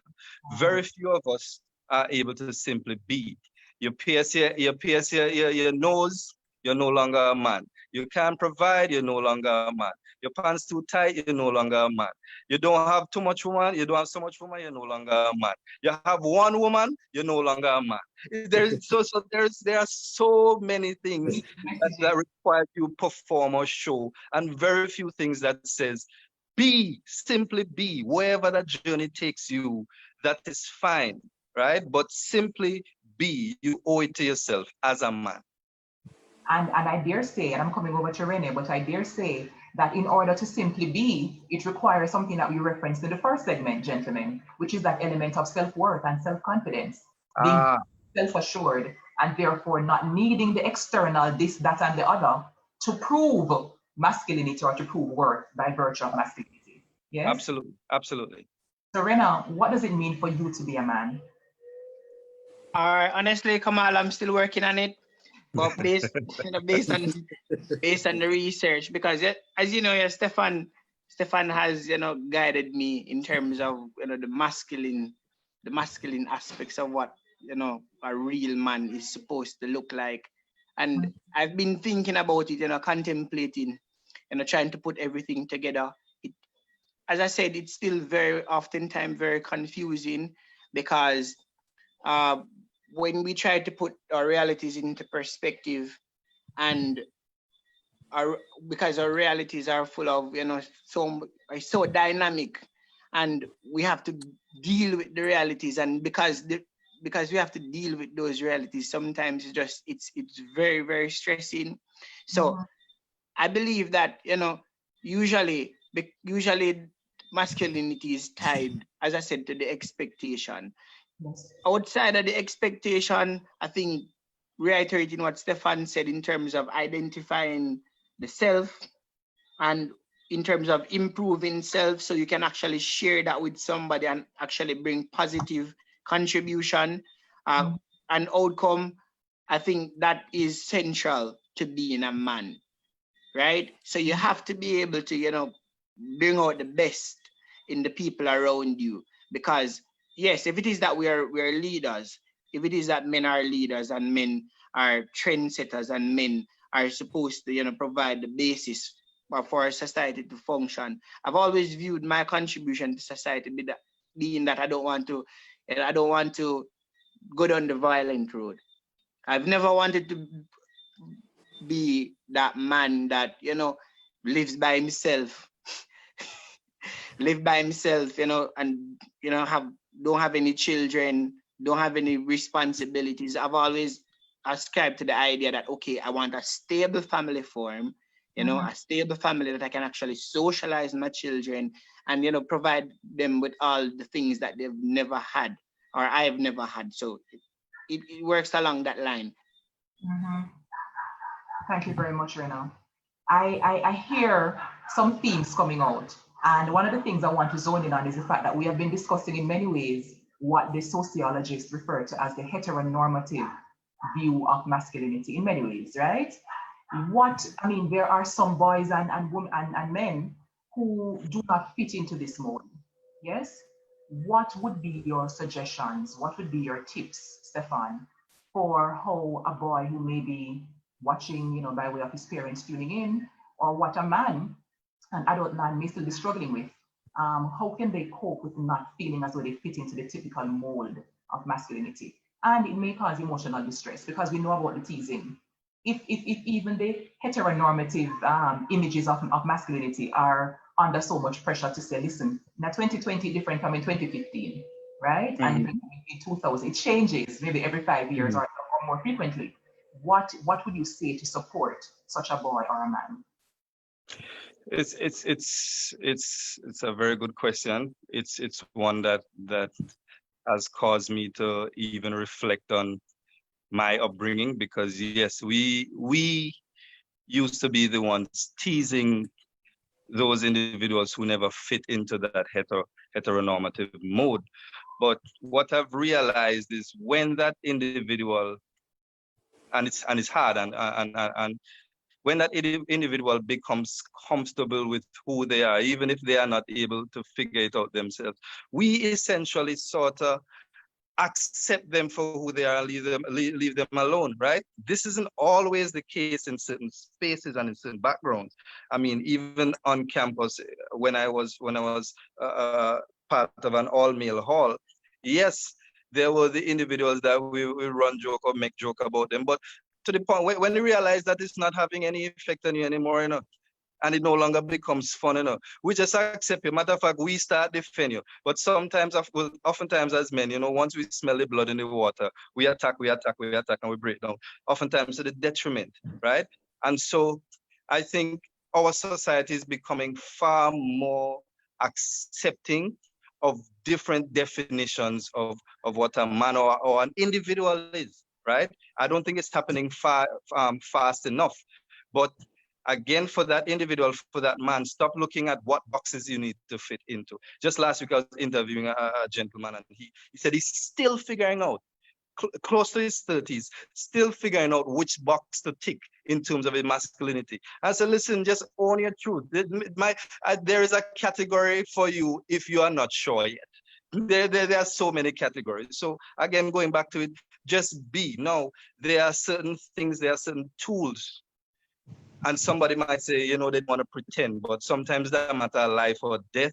There are certain things you need to embody, certain tools you need to equip yourself with in order to survive in certain settings and certain spaces until it is safe enough. And you and I talk a lot about safe spaces, until it is safe enough to be who you want to be.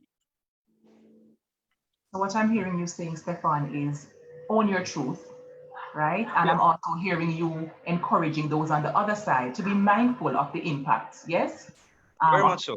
That our words and our actions have on those persons who are different, and to increase tolerance, generally speaking. So at this juncture, we normally have a segment where we bring on at least one of our attendees on microphone to ask a question of our panelists, and we're going to allow such a person to do that right now. Please feel free to raise your hand if it is that you want, and I see some hands going up already, so let me just pick on Melissa D. Melissa D, we're going to extend a microphone to you to come on stage, so to speak, and ask a question. We're going to ask you to unmute and to jump on and share what your question is to any one of our three panelists at this time. We're asking you to unmute, Melissa. Are you seeing the option?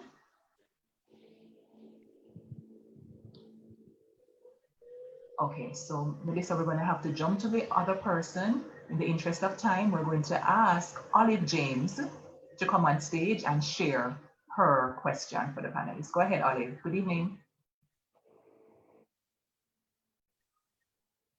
Olive? I'm asking you to unmute your micro. Are you seeing that option? Okay, so I'm going to jump down again to Melissa. To Rayando Reed. Rayando?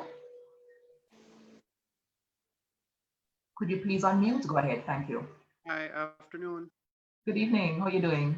I'm okay. All right. So, what's his name? That's the young man. Rena? Yes. So Reynolds. So, I like Reynolds' point of what he's saying. But with the other gentleman, the question you phrase about what it is in being a man, as it relates to the financial aspect of it and the emotional aspect of it. Can they shed a little light on that? In terms of how the money in your pocket or not Yes. fits into how you define manhood or masculinity? Yes. Okay. Right. All and right. the emotional aspect of it as well. Okay. Thank you so much for your question, Rihanna. Thank you for being an attendee in the JN Life class series. All right. So I'm going to start with Patrae. I don't know why I just feel like Patrae must talk about money. I just get that feeling, Patrae, so go ahead for me. Before I wanted to make the point that I'd agree with my previous co-panelists regarding the society has become much more liberal. On the point that the guest asked about money, I believe that there are stages to the journey, right? And you can only do what you are able to do because of the stage that you're at. Right? In many respects, I believe that money do not determine the quality of a man that you are. Certainly, I can relate to Dr. Herbert, Gayle. I personally grew up, from humble beginnings in the church, Seventh-day Adventist, like he did, under extremely poor circumstances, right? And in many instances, you start demonstrating the quality from very early out. Very early out, I was a church leader. Had leadership positions in church, and I built my craft thereof. And I believe that the easy answer to the question is that time determines, and you have to position yourself as a man to achieve what you want. I have a whole theory in my head about positioning.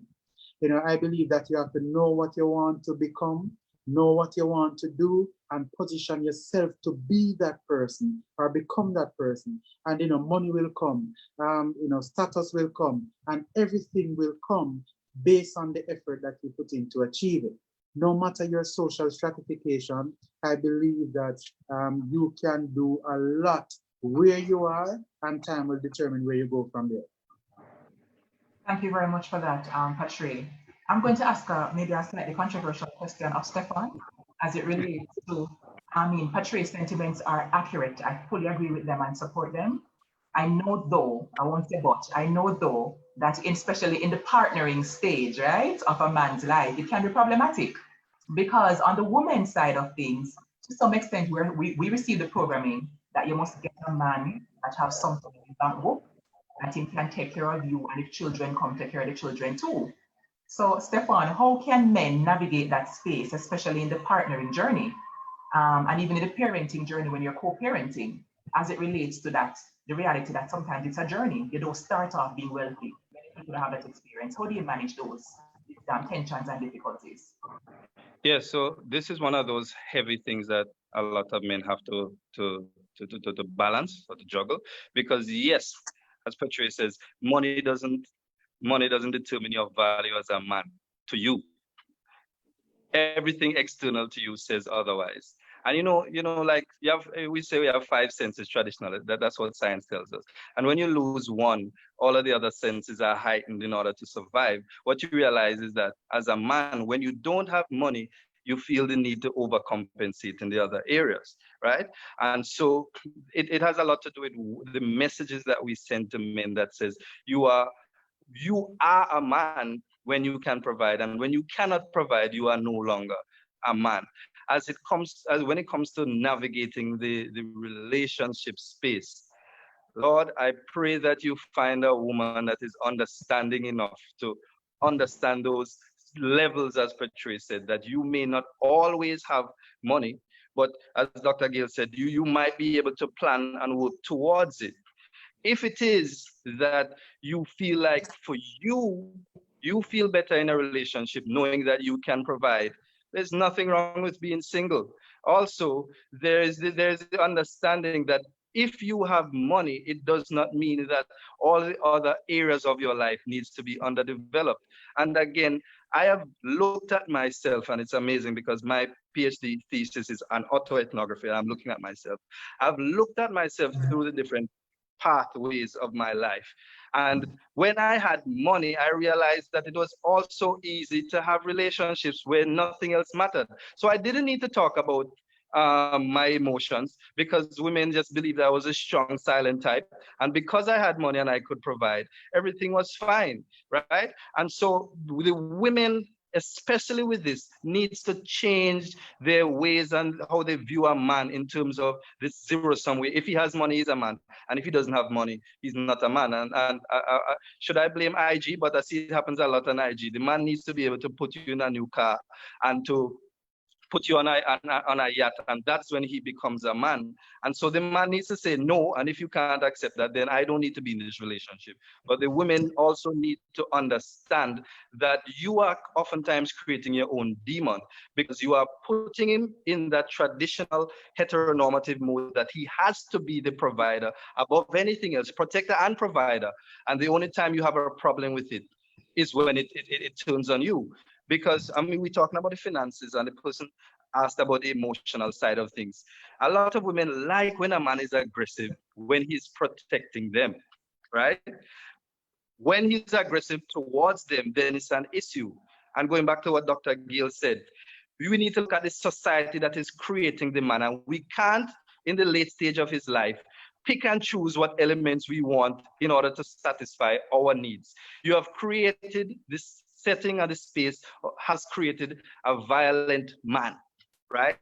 And you can't say the violence is good only when he's beating up your ex-boyfriend or whatever. And it's bad when it's towards you. So we need to stop sending these different messages, these mixed messages, and understand that as it relates to the holistic man, it needs to start from him being able to express himself, as someone of value without all of these external things that we put on top of him and then invalidate his masculinity when one of these things are missing. Because the man could have money, but if he can't protect you, he's not a real man. And it's a term that I don't like to use, this real man concept, because it's really all or nothing. And that's how a lot of us are raised. It's either we have it all, because if we are missing one, somebody somewhere is going to say we are not real enough or good enough to be in a relationship with. That's good, Patrae, right? Yes, I totally agree. Yes, I sense that there's so much pressure in the space for men, and especially in the capacity, Patrae, in your capacity as sergeant, right? Yes. Detective. I want to jump on the issue of self-caring for men. Because oftentimes when we use the term self-care, gentlemen, we often conjure up images of pedicure, manicure, the physical pampering piece of it. But there is so much more to this concept of self-care. And I want to, in my own way, normalize for men in this conversation that self-care shouldn't be optional. It should be a built-in practice that you subscribe to on a frequent basis to manage all the things that are going on, especially now in a pandemic, where the traditional roles that men are expected to play can come under some pressure. You are partner in some spaces to a woman or to another person who may be relying on you for emotional support. Where do you go to when you're feeling stressed out by the pandemic as well? Yes? What happens if a man loses his job and he's not able to be that level of provider he used to be pre-COVID-19? You understand what I mean? And of course, the parenting piece is a very real part of the conversation as well. So Patrae, I just want to express on behalf of the JN Group, and I believe many of our attendees, our condolences, and we stand in solidarity with the JCF, especially in light of recent events with the loss of 2 members of the community in that very sad incident, yes? And I want to ask you to speak on the issue of self-caring, because already masculinity seems to be so much work. You know, being masculine, being man, seems to be laden with a lot of doing and performing, as Steffon referenced from Dr. Barry Chavans. What does it look like now when you add on the layer of being there to reassure and protect community and being on the front line to defend lives against criminal elements. Sure. Thank you. Thank you. And thanks to all the Jamaicans who stand in solidarity with us in this very difficult time. A lot of people don't appreciate the human element of policing, and a lot of people see police as just statistics and numbers, and not understand that we are human with emotions and feelings. So I want to thank the people who appreciate that. But as it relates to self-care, there is very little that you can achieve or that you can get done without appreciating the need to care for your own self, care for your emotion. One of the problems that men have and as consistently have is to divest the responsibility to take care of them to somebody else, right? In many cases, a woman, because a man, we are taught or we are cultured that you have certain roles that are women roles and there's certain roles that are men roles. And therefore we divest those roles as it relates to self-care. But as a man, you are more efficient, most efficient, and you project stronger value if you understand the need to appreciate that you must invest in self. You must take care of your physical needs, your emotional needs, your psychological needs, and therefore, we must be able to appreciate that when we need help, we seek help. When we need to talk about something, we talk about it, right? And I mean, I'm not saying this because it sounds good and it makes good rhetoric and it makes good panel discussion, right? That is really how I feel. I mean, and one of the reasons why some men are more successful than others is because successful men understand this concept. You understand that there's a need to ensure that as a person you are catered for, right? I mean, my own perception, because I mean, sometimes survivability is dependent on what you tell yourself.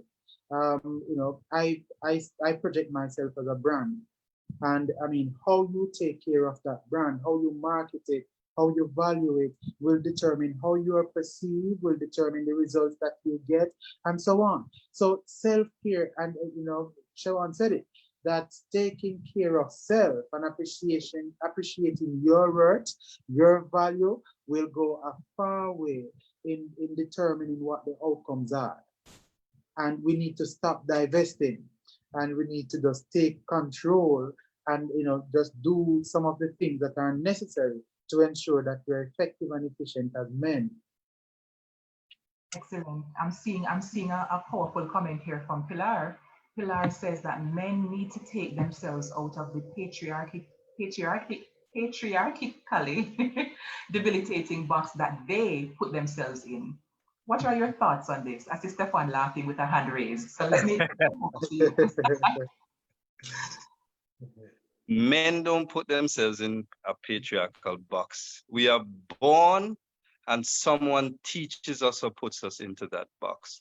So as Dr. Gayle says, we need to look at the society that puts us in that box.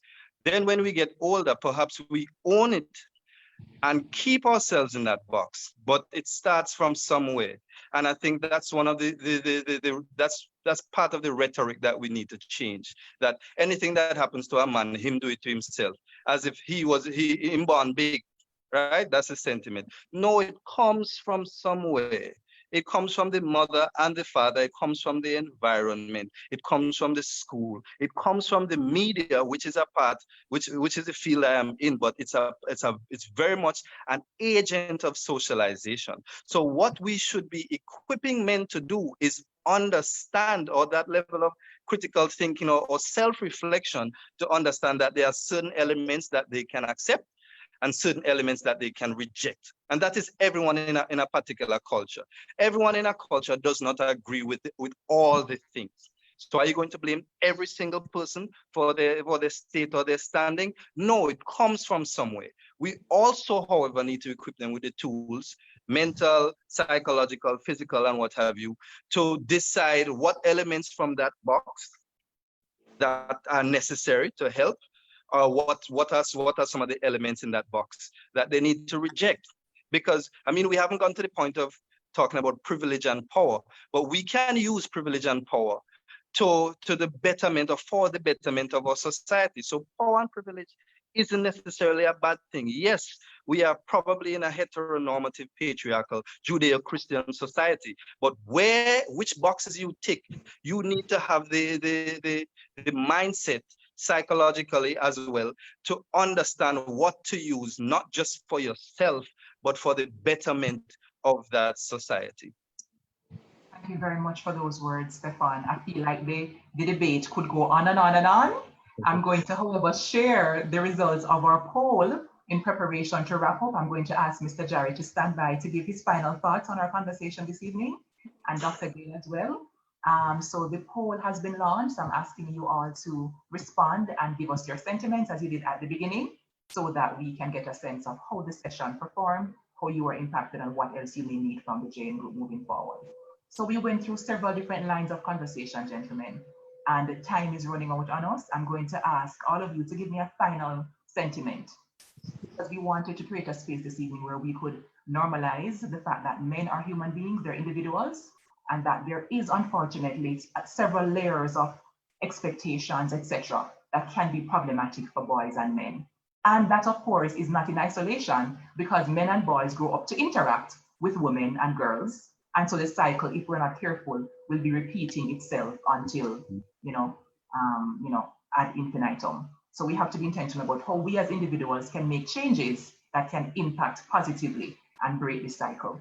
So I'm going to give the first final word opportunity to Renia Allen to share with us if there is a man or a boy or an adolescent who may be listening or will hear this conversation at some point and may be faced with that difficult peer pressure situation of choosing to be influenced in the direction of violence, Renia. What would your tips, your suggestions be to that person as it relates to making a choice?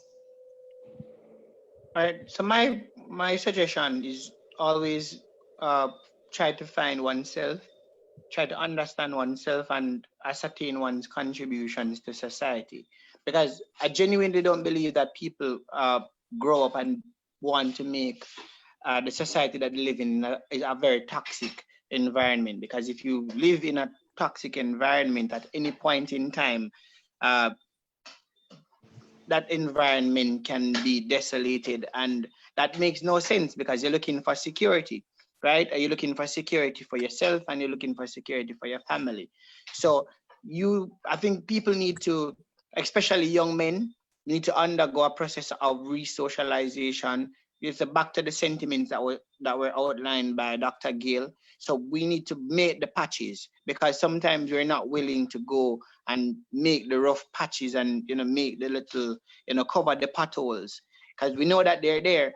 And just to share a little bit, I think somebody said to me once that you are scarred, that I was scarred by socialization, and that was a turning point for me, because I realized that the person was in fact correct. I needed to work on self. I needed to patch in order to go back into society and learn to appreciate love and appreciate the hard work, that people put in and that I have put in terms of sacrifice, and I wouldn't want to lose that. So that's just my comment regarding, people that want males that actually want to go into that culture of violence. Thank you very much, Renia. What I hear you saying is that it's important to know self, and we have to be some of the agents too that can help people to really realize their worth and to nurture that, so that it makes it easier to then make healthy decisions moving forward.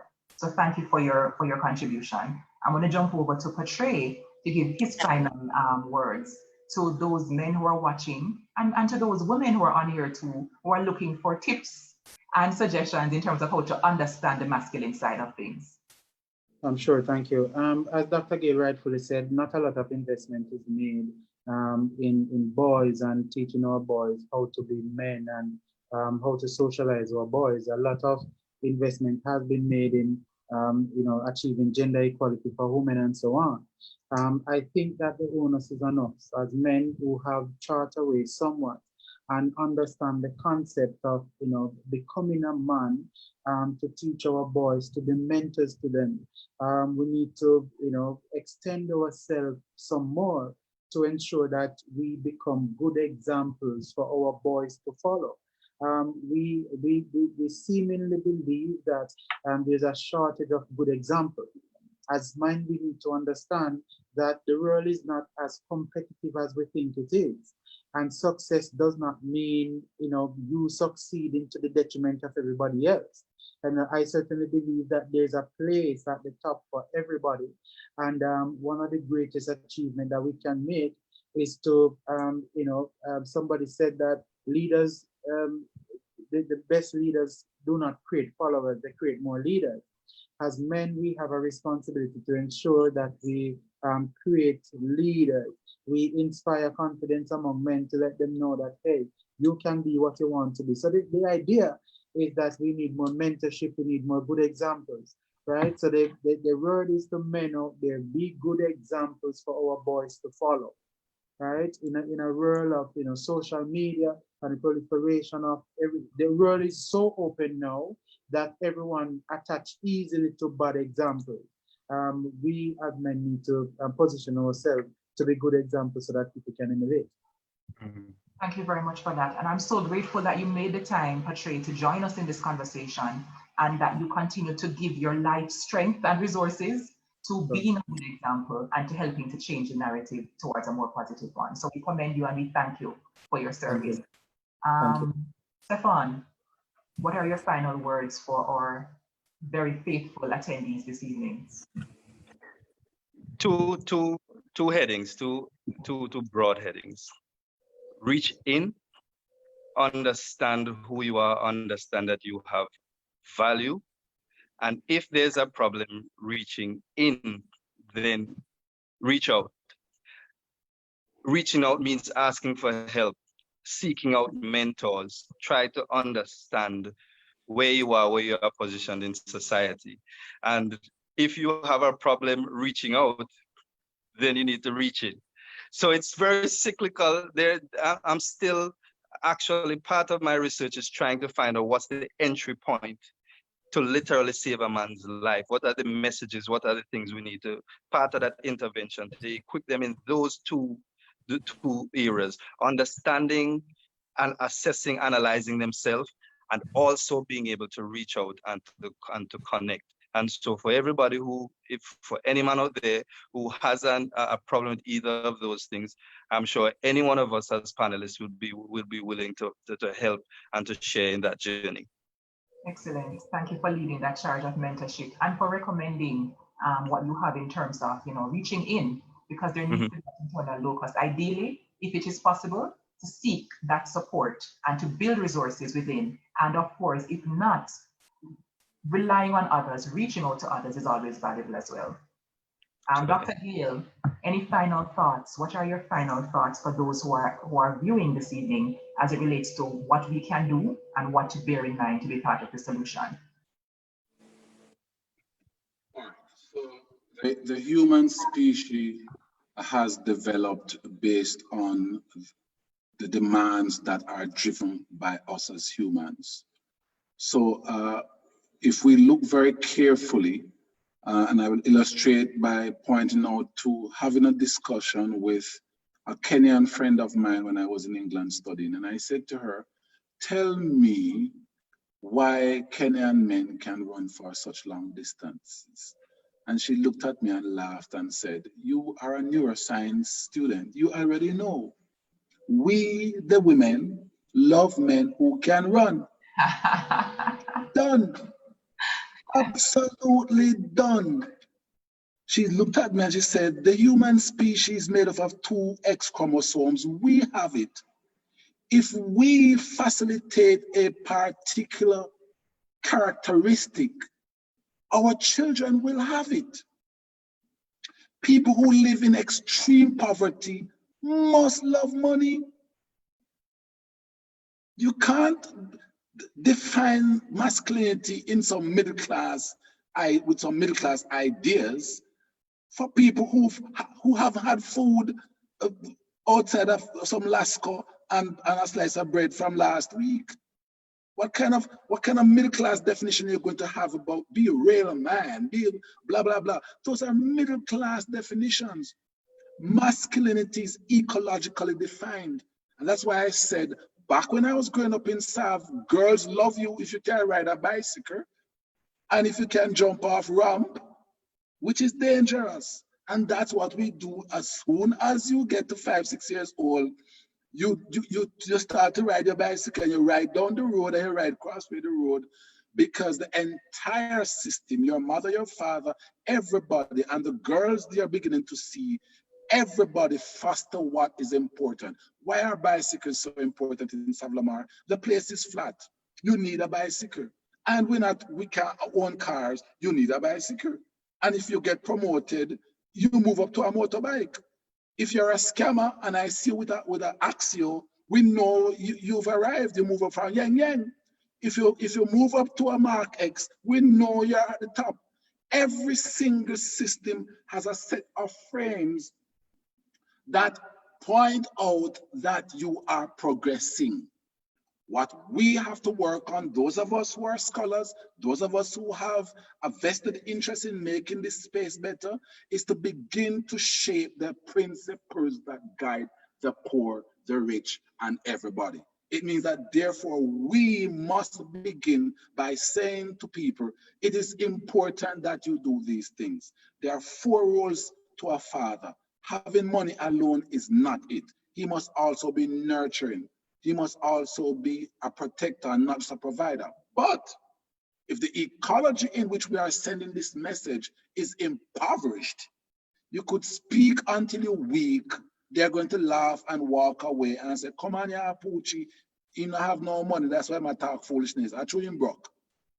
And that has happened to a lot of my friends going into ecologies of extreme poverty, telling people about having morals. having a sense of tomorrow. And so I want to leave us with a sense of realism, of understanding that masculinity is not transhistorical, it changes. It's not transcultural, it changes based on where you go. None of us here would be masculine if we go to Iceland or Greenland. We would not be masculine. Steffon would be asking, where on earth is my masculinity? Because the ecology requires persons to withstand cold. If I take you to Nepal, if I take you to certain places, you're not masculine. You know many so-called bad man I see go to other places and say, boy, Herb's me lost. Because his masculinity is confined to a common frame of local. And so we're saying to people, let us begin to see if we can find a partnership between men and women, between classes, between groups, and begin to work and be sensitive to the needs of people from different groups. If we get to that point where we can become sensitive, where we can understand why Poochie have 5 baby father and only 3 pitney, we have to get to that point where we understand that Poochie is brilliant and not cuss Poochie. That we have to understand why young people are involved in different things. And when we get to that understanding, which is what Steffon was talking about, we can begin to push equality and some sense of a direction. It requires an understanding. And that is why I support programs and public lectures like these, where we can help people walk away with even 1 cent more of knowledge. And my final words, read, read, read. Dr. Gayle, Dr. Herbs, thank you very much for joining us this evening and for taking the time and for so passionately declaring the truths that will be a part of the solution. We really appreciate it. And I now hand over for the final words from the Honorable Earl Jarrett, who is part of creating the space that we can have the conversations and start to lean in towards solution. Mr. Jarrett, what are your final thoughts and recommendations and reflections for us as we're about to jump out?